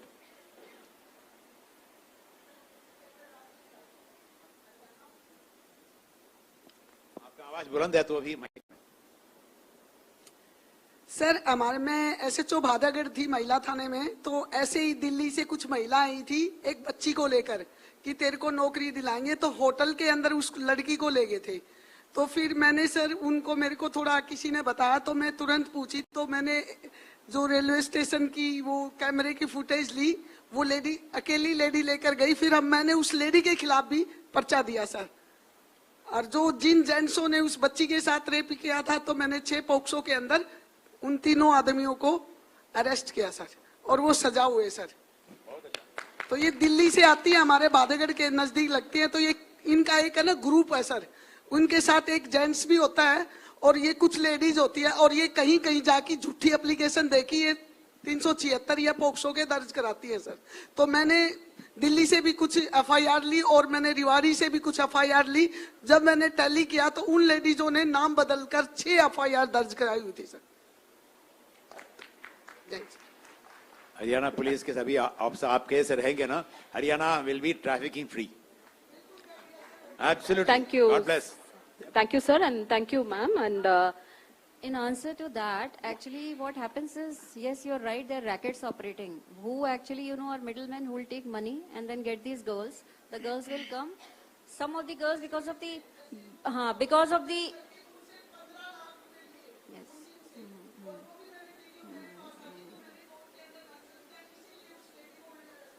बहुत अच्छा किया, ठीक है, बिल्कुल ये भी rackets operate कर रहे हैं, बट एक बड़ा इंटरेस्टिंग है कि when these girls they are trafficked, they come because of the skewed sex ratio in some states. These girls are even, getting married to people out here. So some are, settling down nicely. And, people are also saying that, yes, we got the girl, she's from our community and she's coming from this estate and all one. Second is, now what happens is some of the girls, they are, over a period of time, they are, sold to one person in the garb of marriage.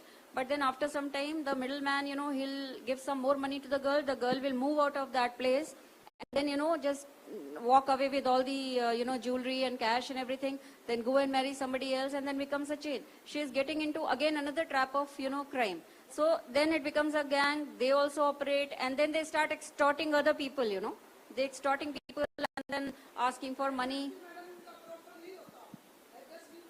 Yes. So it is a problem, but the root cause is trafficking. अगर आप सबके पीछे जाएं तो, yeah.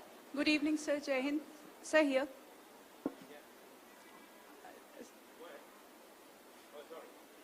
Good evening, sir. Jai Hind.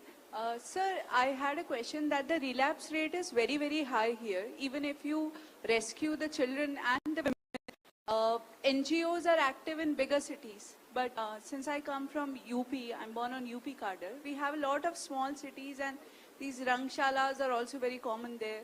And there are lots of poor women. So the capacity of the state should be built so that we can accommodate and rehabilitate them. For police, it's not possible. It depends upon the individual personality and interest of the DM also. But no institutional measures have been taken to mandatorily rehabilitate all these women. So that should be done, sir, and that should be taken note of. I think, ma'am, you got a very important point. When I had an opportunity of drafting a legislation, when Maneka Gandhi madam wanted, one clause was, rehabilitation and welfare shall be a matter of right. Today it's a welfare act. It shall not be a welfare act. We put a specific clause saying that after post-rescue rehabilitation is a matter of right, constitutional right. All agencies have to come up to that level. One year it will come. But having said that, we can be trigger factors. Collector se kaam karwana, NGO se kaam karwana, to make the collector work, make the NGO work, make the government agencies work. We can be trigger factors. That's what small examples I gave. That initiative if you take, you have wonderful examples in Varanasi where the police officer have taken initiative and made commendable achievement. So that is what we can think of. Instead of passing on to others, let's see what we can do. Thank you. Sir, Papia Sultana from West Bengal. You are saying, sir, about Songlab. Sir, in 2011-12, we have our anti-human trafficking unit team in South 24 Pargana. We have recovered 123 girls in 9 months. And NCPCR also have said as a recommendation later also. And sir, in our age 2 program, your book is being taught that book. And just one thing we are saying, we have already closed many hotels by SDO. And they were giving not only the Nijo Bhumi Nijo Griho, that is a thing in our West Bengal.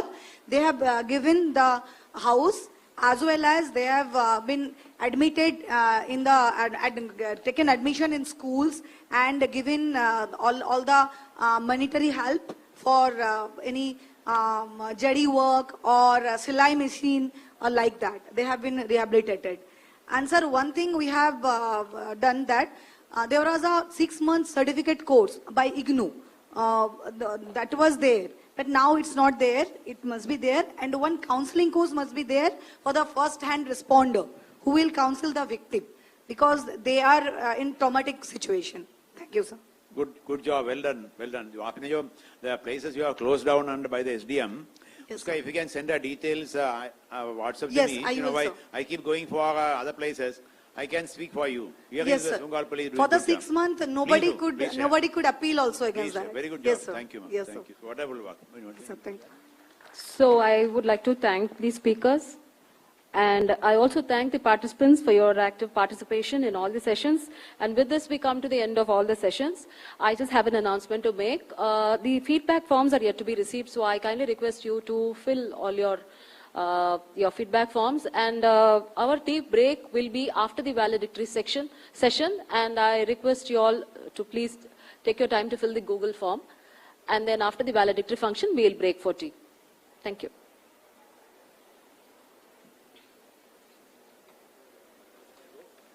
Yes, sir.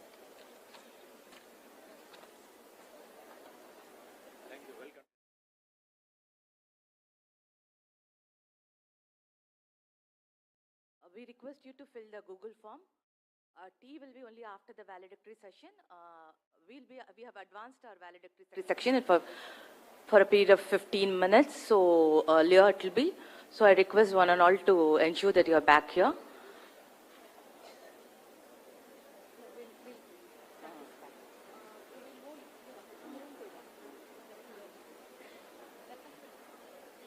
The valedictory session may start at 4:45. So I request all of you to ensure that you fill the feedback form, and in case if at all you want to go to the restroom, you can be there, and that route is now closed for.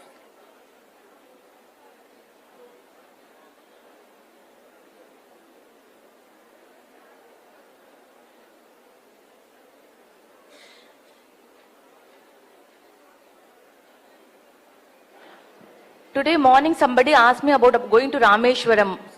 So there's a three number which has been given in the brochure. You can call any one number and get it direct because they've already been informed of it.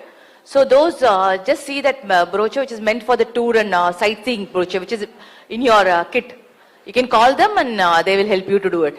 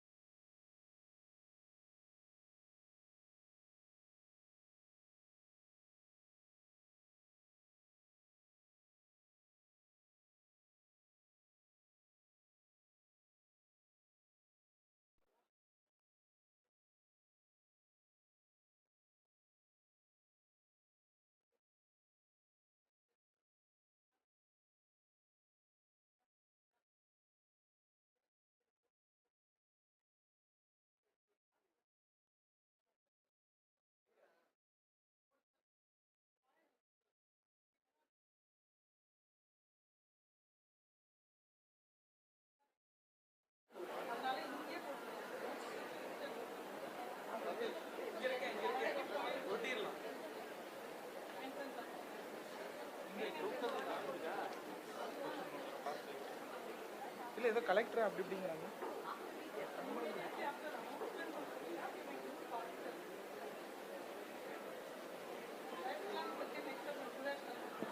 I may have your attention, please. After the national anthem, delegates who have come from the other state alone will assemble themselves at the exit point for a group photo. Front of the auditorium, only the delegates, not the participants.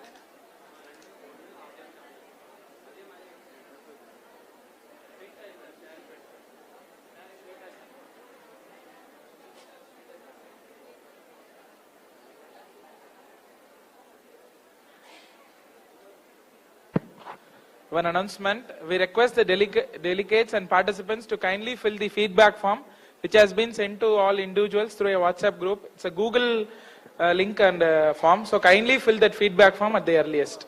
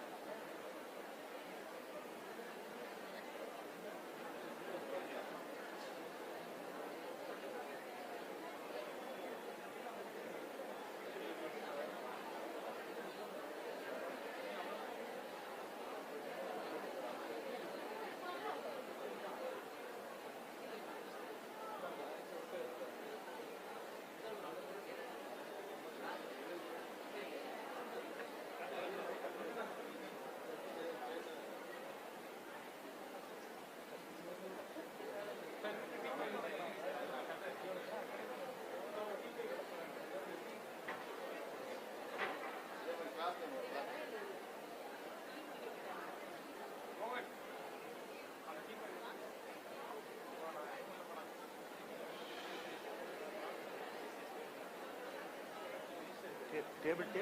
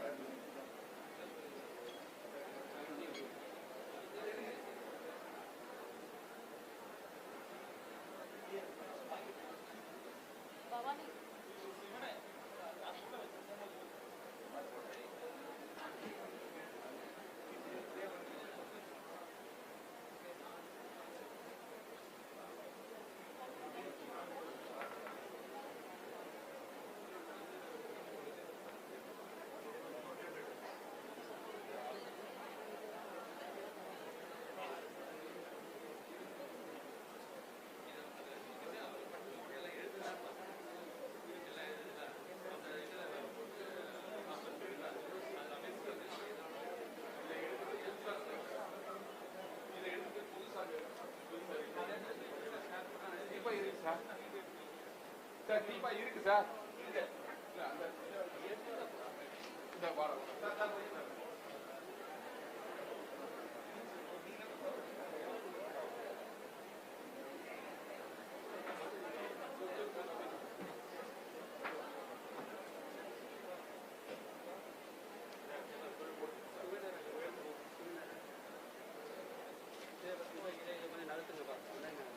கொஞ்சம் இந்த பக்கம் கை இன்னும் வா இன்னும் அந்த கடைசியில் போடலாம் அந்த கடைசிக்கு எடுத்து போகாத அந்த கடைசி இது தள்ளி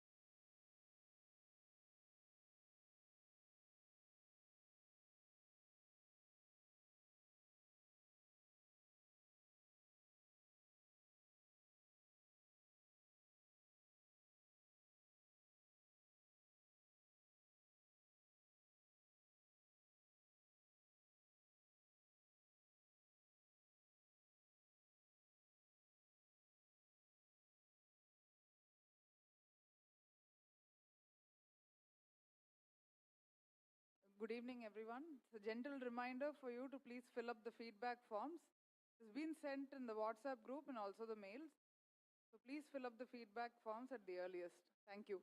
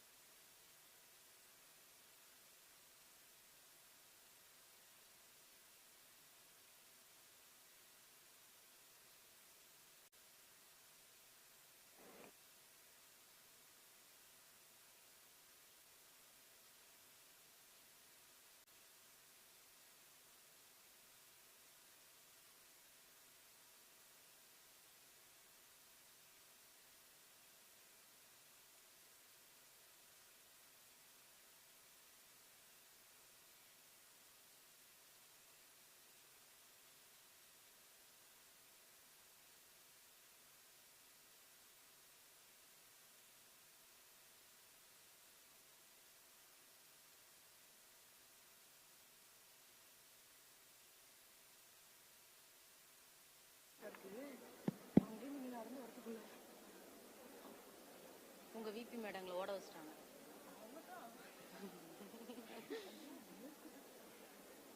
டபுள் டபுள் டபுள் உங்க விபி மேடம் தான் எங்களை ஓட வச்சுட்டு குழந்தை அவங்க left ஆயிடுச்சான்.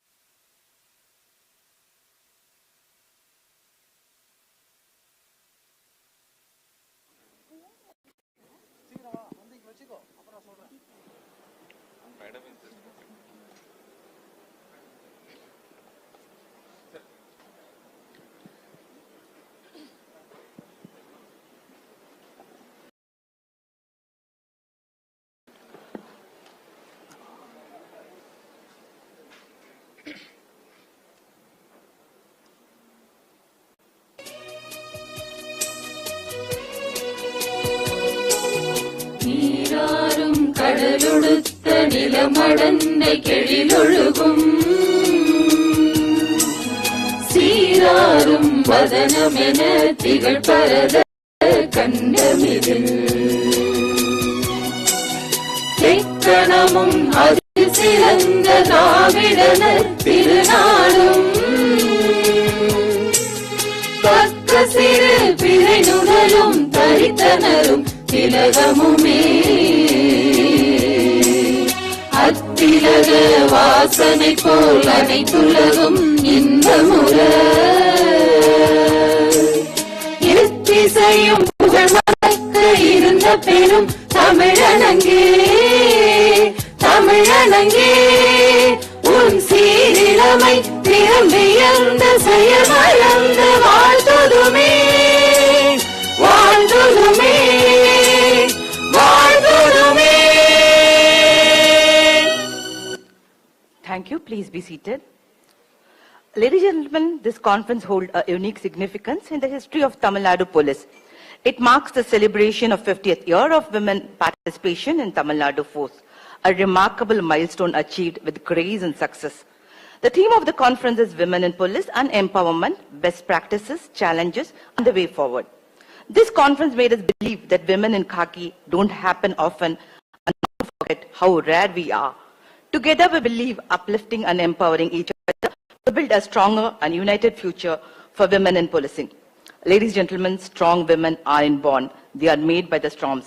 They are forced to walk through. With this short note, I now request the advisor and architect of the conference, Tirumati Seema Agarwal IPS, Rescue Service, to deliver the welcome address and summarize the deliberation of this conference. Ma'am, please.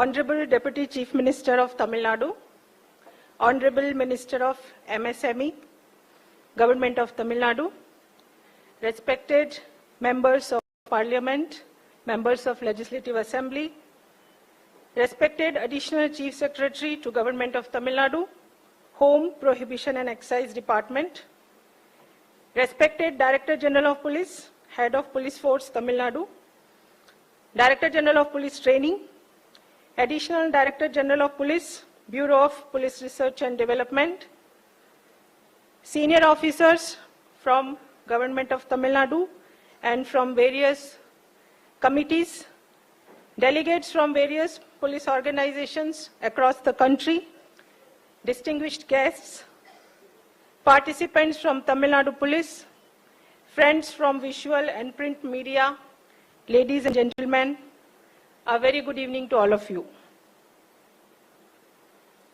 On behalf of Tamil Nadu Police and Bureau of Police Research and Development and all the delegates present here, I extend a very warm welcome to the Honorable Deputy Chief Minister of Tamil Nadu, who has graciously accepted our invitation to preside over the valedictory function. It is my pleasure to welcome Honorable Minister of Micro, Small and Medium Enterprises Department, Government of Tamil Nadu, members of Parliament and members of Legislative Assembly to this valedictory function. I am very happy to welcome Dheeraj Kumar IAS, Additional Chief Secretary to Government of Tamil Nadu, Home, Prohibition and Excise Department, who is the friend, philosopher and guide of the Police Department. It is my pleasure to welcome Tirushankar Jiwal IPS, Director General of Police, Head of Police Force, who is the Chief Architect of all the arrangements for this conference. I also welcome Director General of Police Training, who is hosting this conference in the sprawling campus of TNPA. I'm very happy to welcome Tiruloku Ravi Joseph, IPS, ADG, BPRND, who has been guiding us in the preparations and deliberations of the conference. A very special welcome to all the other government senior officers, guest speakers, special invitees, delegates, and participants to the valedictory function. Sir, this conference is the 11th National Conference of Women in Police, organized jointly by BPRND and Tamil Nadu Police. The theme of the conference was Women, Police and Empowerment, Best Practices, Challenges and Way Forward.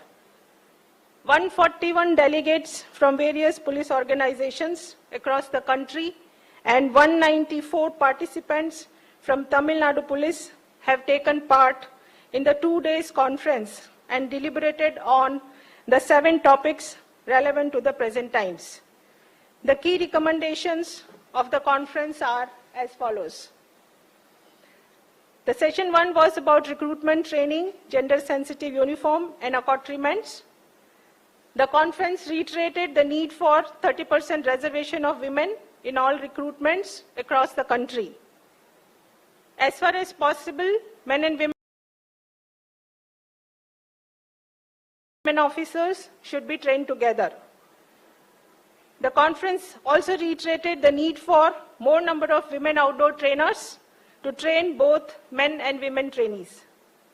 Women trainees with children up to 3 years should be provided with a staying facility for a caretaker. The session 2 was about mainstreaming and career growth, and the recommendations are newly recruited women officers should be posted to all wings of police department as a matter of routine. At the same time, the senior women police officers in the ranks of sub-inspectors and inspectors should be posted to various wings of police department as per their capacity, aptitude, willingness, and life situations. Career counseling committees based on Tamil Nadu police model should be established in all the police organizations. Fully equipped childcare centers should be functional 24/7 at Taluk headquarters. The third session was about work-life balance, and the recommendations are like this. Compulsory weekly off to all police officers and personnel as on Tamil Nadu police model. Flexi work hours, flexibility of scheduling work. The session 4 was about welfare measures and well-being, including mental health. The recommendations are no transfer of women officers should take place who are on maternity leave. Provision of 1 year maternity leave, which Tamil Nadu has already implemented, and 2 years child care leave to all ranks of women police officers and personnel. Compulsory annual health checkup for all women police personnel above 30 years. Again, Tamil Nadu has already implemented it. Special program for mental health should be conducted, as in Anandam and Magilchi, which is being implemented by Tamil Nadu Police. Session 5, we had 2 components. One was topics on research, topics of research on subjects relating to women in police. We had invited the academicians from various universities and colleges, and after brainstorming, along with the police officers from across the country, they identified 9 topics of research on subjects relating to women in police, crimes against women, children and senior citizens. The research will be undertaken on these topics by the universities and police organizations in due course. The session 5, the second part was about ideas and vision on the empowerment of women. It was recommended that Shakti Mission and 1090 Women Power Line, which are successfully functional in UP, that model should be implemented across the country. Session 6 was about best practices in prevention of human trafficking.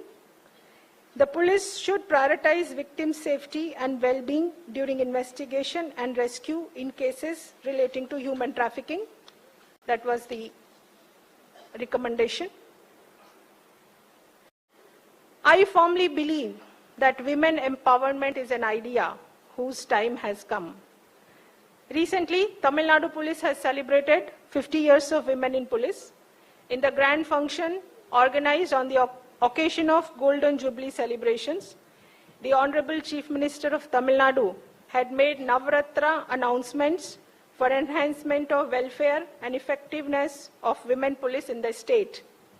With the continued support of the government, women in Tamil Nadu Police are able to deliver exemplary service to the people, setting a shining example for police forces across the country. With these words, I once again welcome one and all to the valedictory function. Thank you.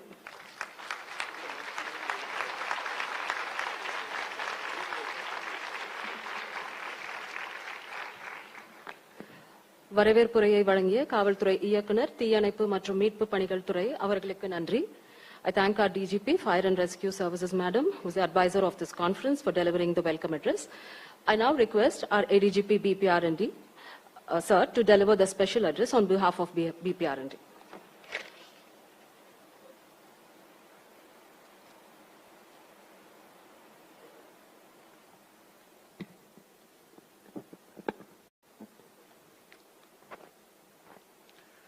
Honorable Deputy Chief Minister Tamil Nadu, Thiru Udayanidhi Stalin Avargal, Honorable Minister for MSME, Thiru T.M.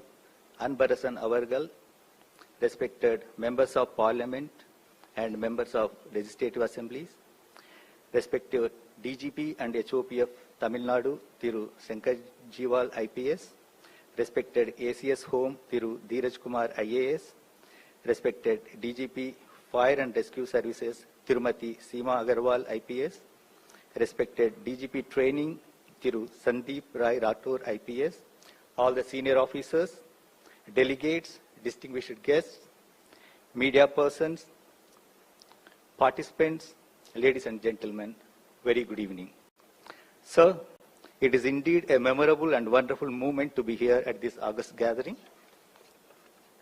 Sir, BPR&D since 1970 has been engaged in research, development, capacity building and modernization. The first women conference was conducted in 2002 and it is a biennial conference. At every 2 years interval we conduct this conference, sir. And first it was conducted in Delhi and now the 11th conference is being conducted with Tamil Nadu Police, sir. And it is a wonderful experience, sir. We never imagined that this program would be this much successful and very well appreciated, sir.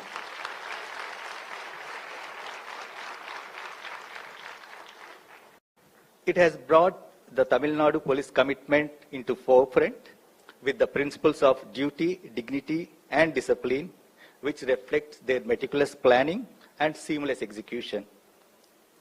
Sir, your team has set a highest benchmark. For us to conduct the next conference would be really a challenge, sir. Sir, we are very glad to know that there is an exclusive women police battalion here and also a women police commando unit. It is a unique achievement of Tamil Nadu Police, and we are also aware of, in this conference, we are aware of the various achievements in different fields and impressive representation of women police in Tamil Nadu Police. National Conference of Women constantly working on strengthening and monitoring of the functioning of women police throughout India and suggesting the way forward for efficient citizen-centric services. Every year, different teams have been selected, and this time, Tamil Nadu Police has carefully curated the entire program in a wonderful manner that reflects the commitment of Tamil Nadu Police to women police fraternity. As the saying of the famous Mahakavi Subramanya Bharati Avargal, a woman's mind, when freed and enlightened, will light up the world with wisdom and compassion. So we can see this saying being embodied in the Tamil Nadu Women Police. We are glad to know about the initiatives of the Tamil Nadu Police under the schemes of Anandam and Magilchi, and the pioneering work took place in the field of mental health and work-life balance of women police under Navaratna scheme. So, as per the vision of the Honorable Prime Minister, Sri Narendra Modi ji, and the Home Minister, Sri Amit Shah ji, BPRND continuously engage in various aspects of improving the performance of women policing by conducting various studies, workshops, conferences, and designing the capacity building program to inculcate knowledge, skills, and attitude. Over the period, the women police have been transformed into an efficient instrument to deal with all the functions of policing. The journey started with the women-oriented community policing to law and order policing, and then the investigative policing, operational policing, and now the need of the hour is tech-oriented women policing. As per the directions of the Honorable Prime Minister, Sri Narendra Modi ji, during the DGP-IGP conference, BPRND has gathered the information regarding all the tech-oriented women police personnel and tailoring the capacity building programs according to their roles and functions. The competencies are well defined and the modules are well curated. Under the Nirbhaya scheme of the Ministry of Home Affairs, BPRND conducts various capacity building programs for effective women policing. Time to time, BPRND comes with various publications related to women issues. Recently, BPRND is working out on a model police station standards in which all the needs of the women police are being catered and taken care. So we are also working on the uniform which is women friendly in police. BPRND is also conducting the study on the impact of anti-human trafficking units in various states.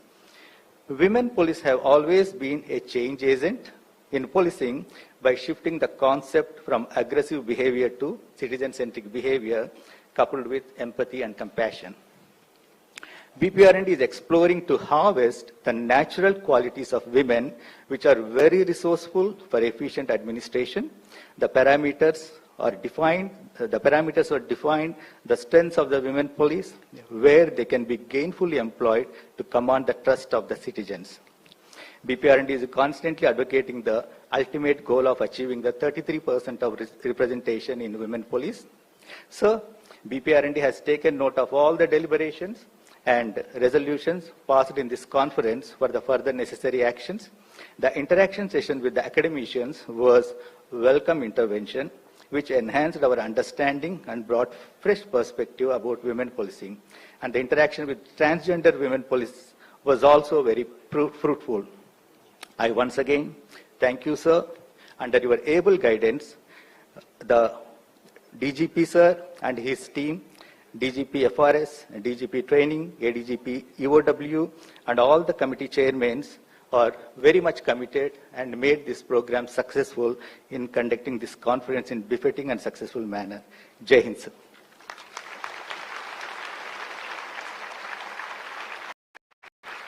Thank you, sir.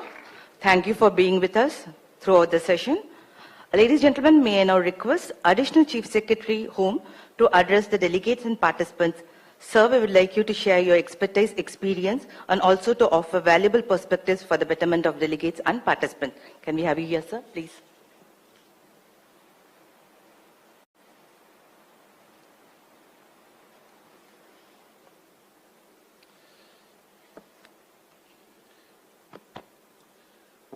Honorable Deputy Chief Minister, Tamil Nadu, sir, Honorable Minister of MSME, respected members of Parliament, members of Legislative Assembly, DGP and HOPF, Director of Fire and Rescue Services, ADGP from BPRND, DGP Training, senior officers of our government who are present today, ladies, gentlemen, and all the participants of this two-day national conference, members of media.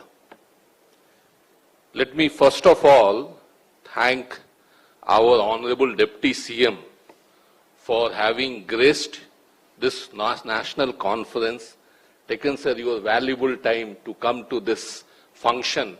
It means a lot to us. And definitely I can tell you with lot of my understanding and experience that Honorable Deputy CM has given lot of importance and commitment to overall empowerment and development of women in our state and for the nation as a whole. And this is just his one of the very significant contribution towards that overall motto.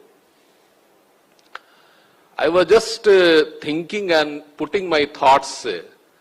We all talk about women in police and its importance. I was just thinking, why are we giving so much of importance? What is the reason?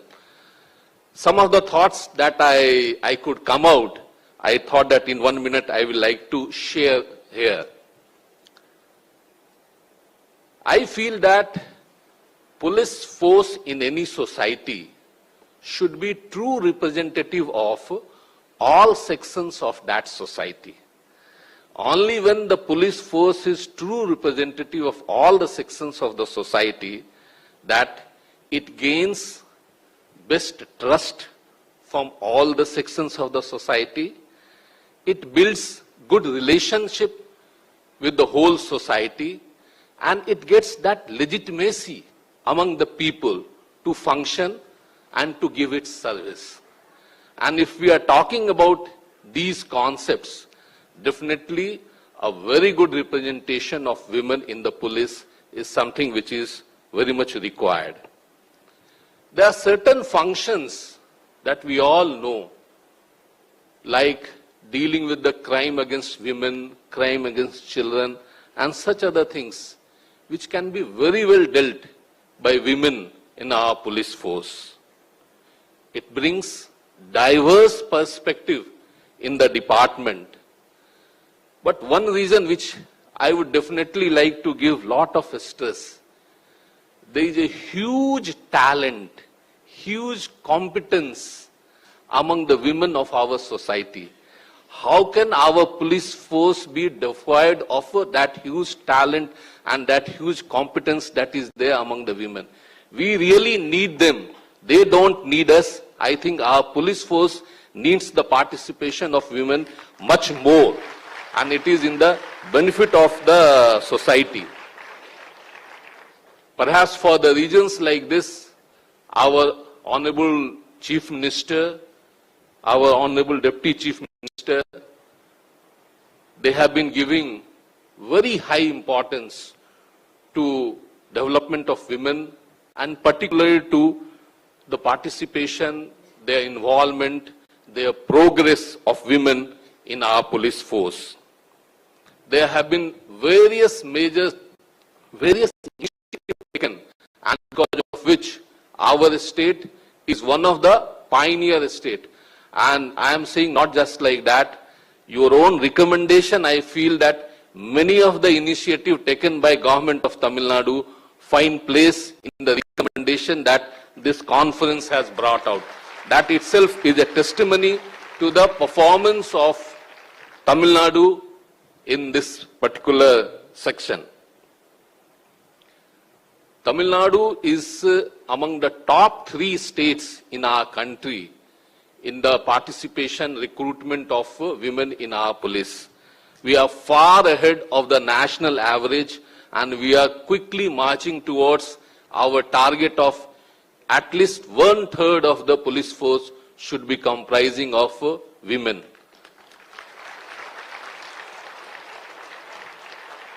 While the country and MHA is targeting for one all-women police station in each district, we have already accomplished one women police station in each police subdivision.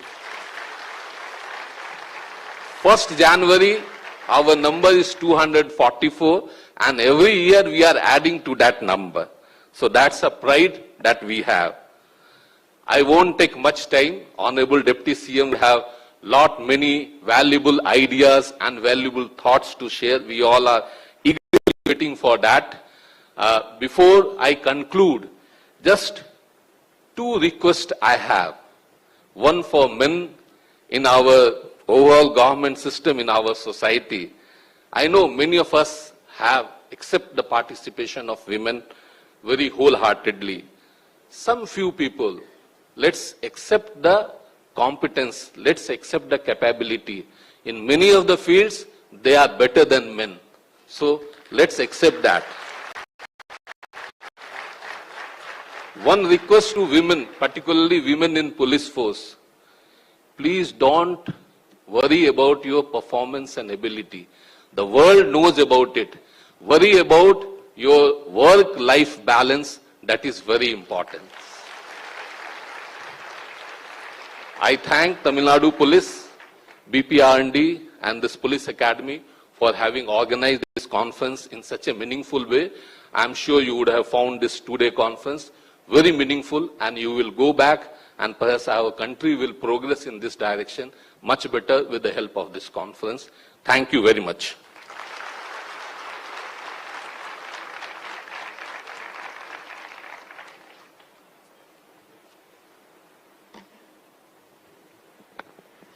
விழா பேருரையை வழங்கிய கூடுதல் தலைமை செயலாளர் உள்துறை அவர்களுக்கு நன்றி.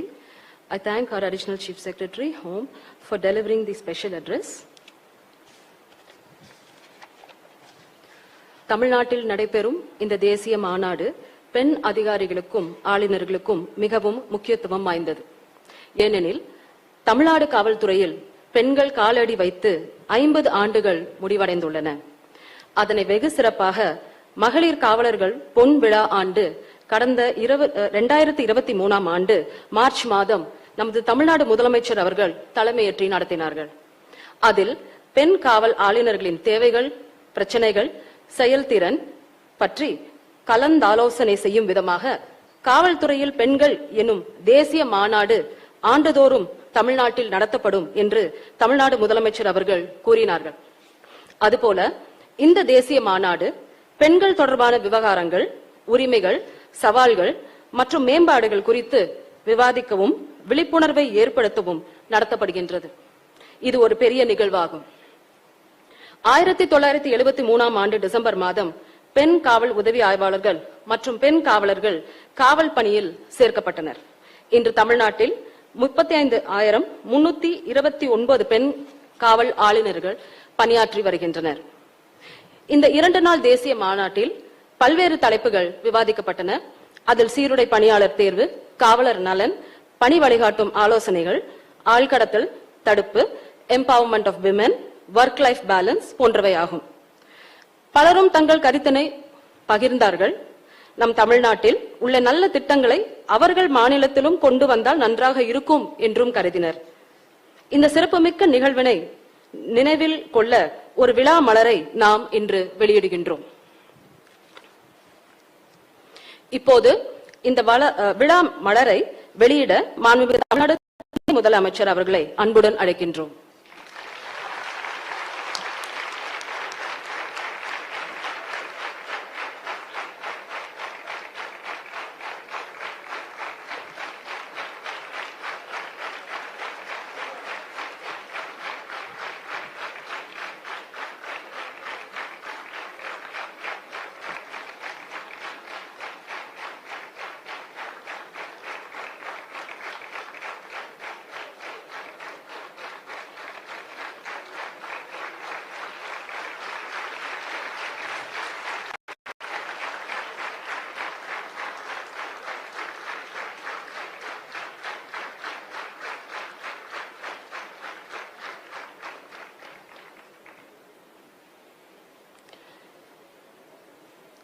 விழா சிறப்பு பேருரை நல்கிட மாண்புமிகு தமிழ்நாடு துணை முதலமைச்சர் அவர்களை அன்புடன் அழைக்கின்றோம்.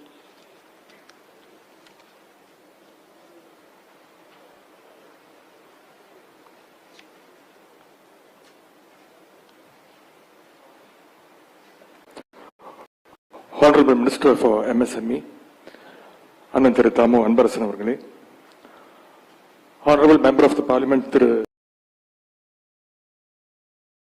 G. Selvam, Honorable Member of the Legislative Assembly, Tirumadi Varalakshmi Sudanan, Thiru Karunanidhi, Thiru S.R. Raja, Thiru Dheeraj Kumar IAS, Additional Chief Secretary, Home, Prohibition Access Department, Government of Tamil Nadu, Thiru Shankar Jiwal IPS, DGP, the Head of the Police Force, Tamil Nadu, Tirumadi Seema Agarwal, IPS, DGP Fire and Rescue Services, Thiru Sandeep Rai Rathore, IPS, DGP Training, Thiru Ravi Joseph Loco, IPS, ADGP of Bureau of Police Research and Development. Thiru Arunraj, IAS, District Collector of Ncwp. Tirumati Latika Charan, IPS, former DGP, and other senior officers, women police personnel of various states, police organizations, Central Armed Police Force, members from the press and media, ladies and gentlemen, good evening to everyone. அனைவருக்கும் இனிய மாலை வணக்கம்.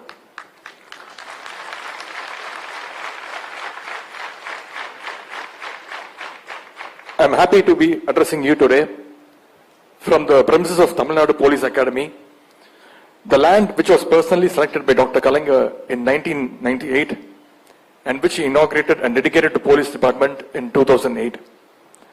It's a proud moment for us to host the 11th National Conference of Women in Police in Tamil Nadu for the first time.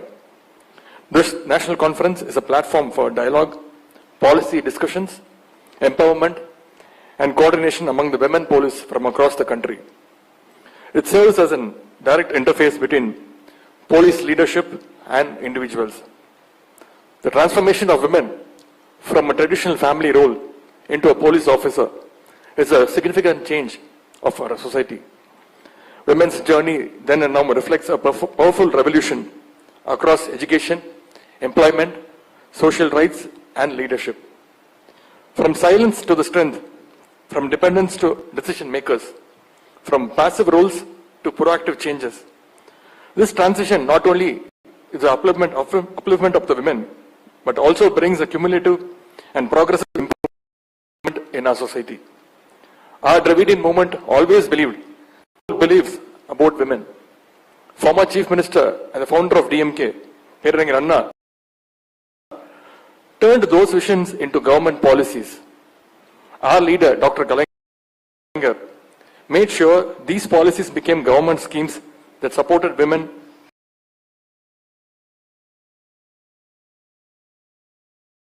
throughout their lifetime. It was a masterstroke. The first formal recruitment of men into Tamil Nadu Police occurred in the late 1973, when a 22-member all-women police unit was established. What began with 22 women 50 years ago has grown now into a huge force of around 27,000 police women now. This is one of the largest in the country.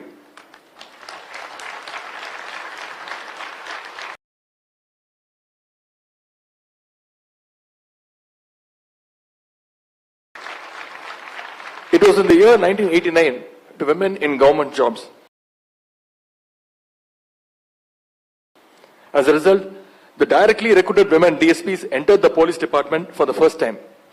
They rose up to the top rank of ADGPs and IGs of police and continued to grow in number and contribution. In remembrance and honoring such contributions of Dr. Kalinga, the Tamil Nadu government has recently instituted the Kalinga Annual Award and Trophy for outstanding women police personnel. Today, Tamil Nadu Police has been an example of mainstreaming of women. It is a proud statistic to share that 43% of the state law and order police stations are headed by women as state house officers.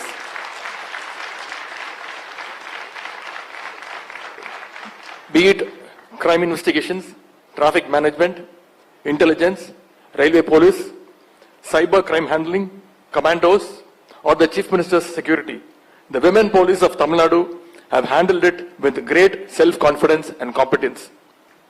The Chief Minister of Tamil Nadu has summarized it all when he said, empowerment of women is the base role of our government.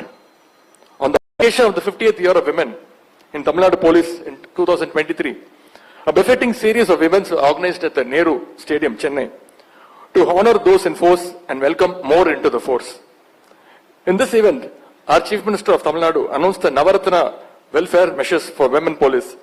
Number 1, morning roll call for women police was changed from 7 a.m. to 8 a.m. to accommodate their personal and family responsibilities. Number 2, all police stations across the state will be equipped with separate restrooms and resting facilities for women police personnel.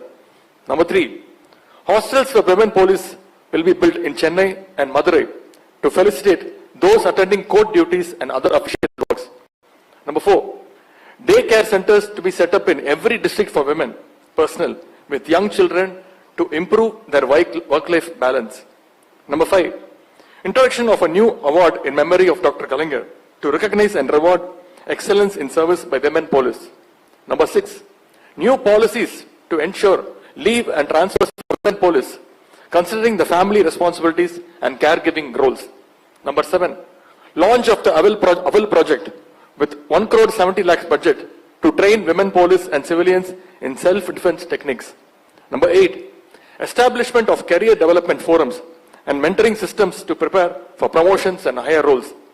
Number 9, conduct of national level firing competitions, annual women's shooting competition and seminars for skill enhancement.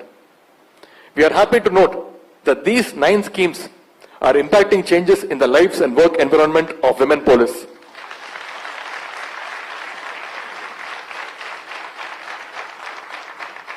Let us continue to identify new benchmarks and peaks to be achieved as a society by men and women. Let us march ahead to a new and more inclusive, equal and progressive society. The momentum is building up, and this National Conference of Women in Police is setting new benchmarks. I am sure that you had the 2 days of productive deliberations. These will be documented in due course, and actionable points will be definitely taken forward. I wish to appreciate the tremendous effort undertaken by the officers of BPR&D and Tamil Nadu Police in leaving no stone unturned in organizing the best ever national conference for women in police.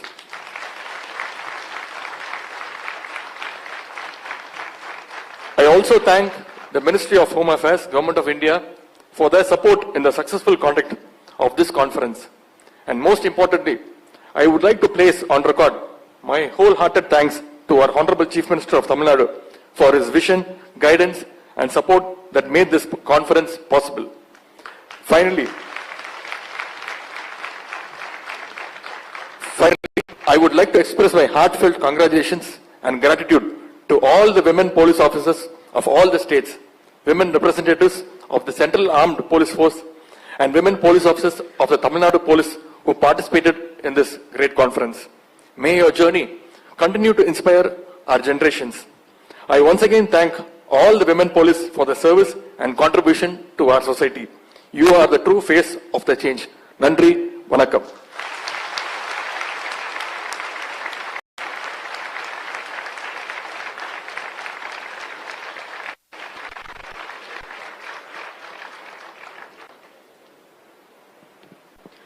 விழா பேருரையை வழங்கிய மாண்புமிகு தமிழ்நாடு துணை முதலமைச்சர் அவர்களுக்கு நன்றி.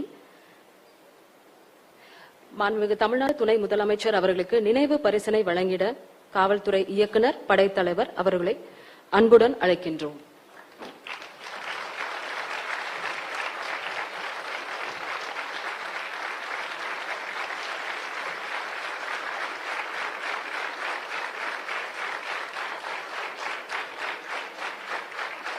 I now request our DGP HOPF sir to kindly present the memento to the Honorable Minister for MSME.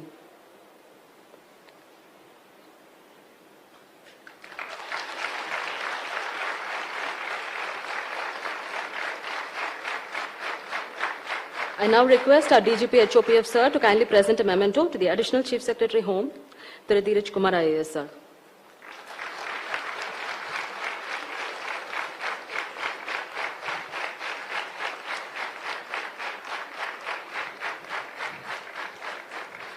I now request ADGP BPR&D sir to present the memento to the Honorable Deputy Chief Minister of Tamil Nadu.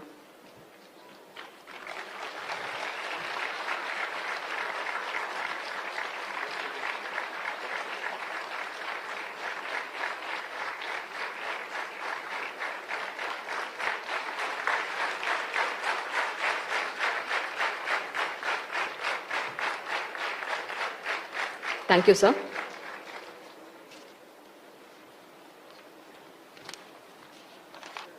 Ladies and gentlemen, with regard to success, some people want it to happen, some wish it would happen, and we make it happen. Such was the support from the government.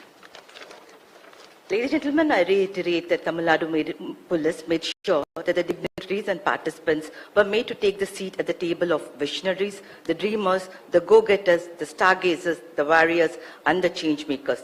The resolutions that emerge from the conference will be nothing short of transformative. Sir, I repeat, they all are the same girls with the same name, just a new mindset and a better game once they leave this National Commission of Conference. I now request DGP Ncwp to propose vote of thanks.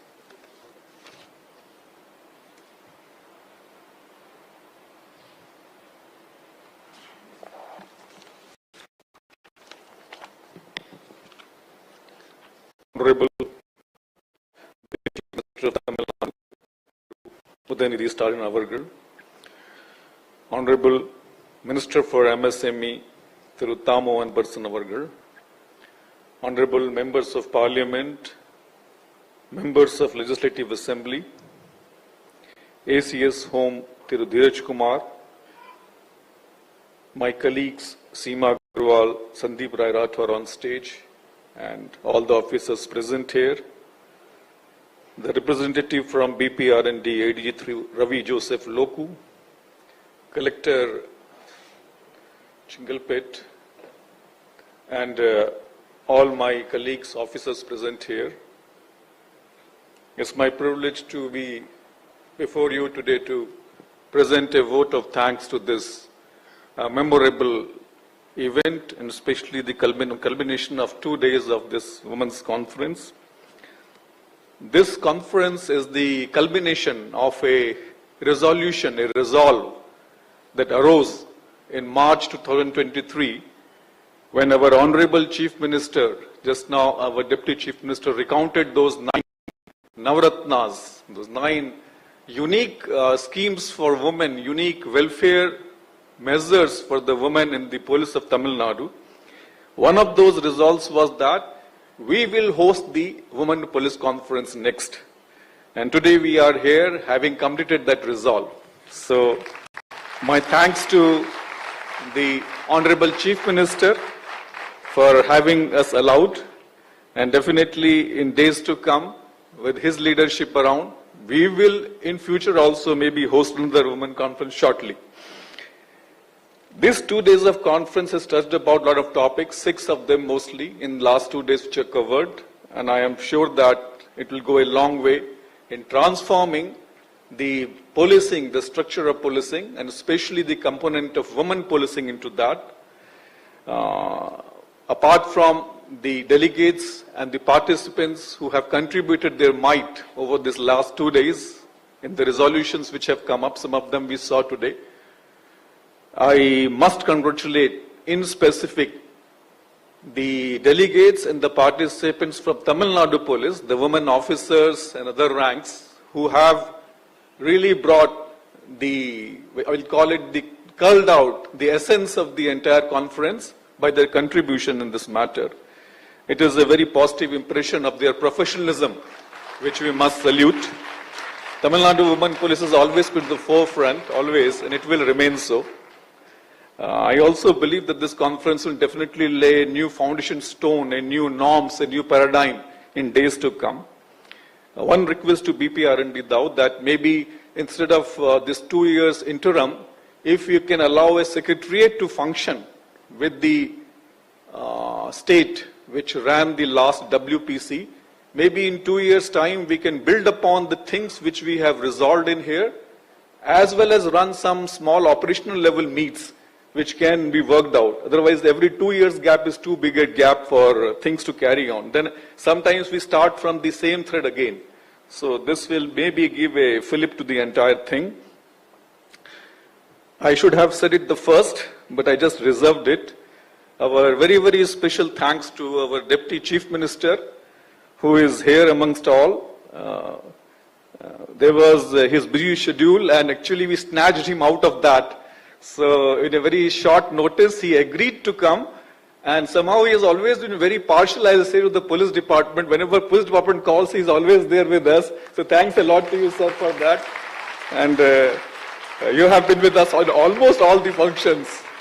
So in a way, partly, we can also call you partly police department minister as well, sir. apart from the Honorable Chief Minister being there. The sports, I must tell the delegates here that our Honorable Deputy Chief Minister holds the portfolio of sports and youth development. And the kind of strides we have made in sports in last 4 years, and especially since he has taken over in last 2.5 years, are phenomenal. We have held the Olympiad of chess, we have held the Khelo India, we have started new schemes where the talent from the field is being built up through the structure, sports structure district level and brought to fore. The prize money for them is in lakhs as of now. And finally, we got one of the states recognized with the best sports practices in Mumbai last year. So, always police department being a department which always have the sports team and all different kind of things, we benefit a lot from those infrastructures as such. My thanks to Honorable Minister MSME for being here and encouraging us in all our events. Our ACS home has always been the pillar of support. Thank you, sir, for being all along in this event as well.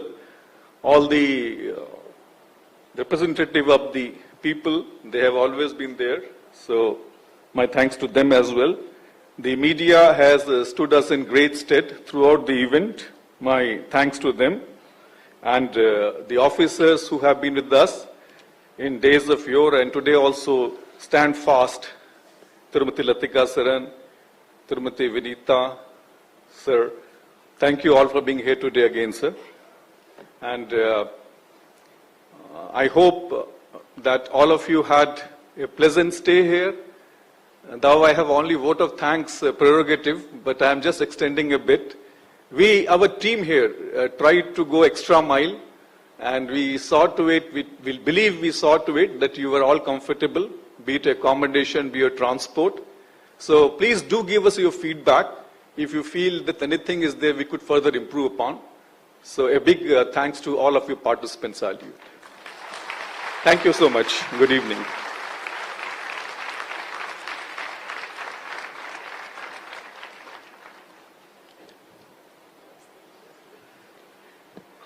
I thank the DGP, Ncwp sir, for proposing the vote of thanks. We now come to the concluding session. I conclude the valediction function with this quote. Your voice matters, and your dream matters, and finally, you matter. With this note, I now request the officers to please raise for the national anthem.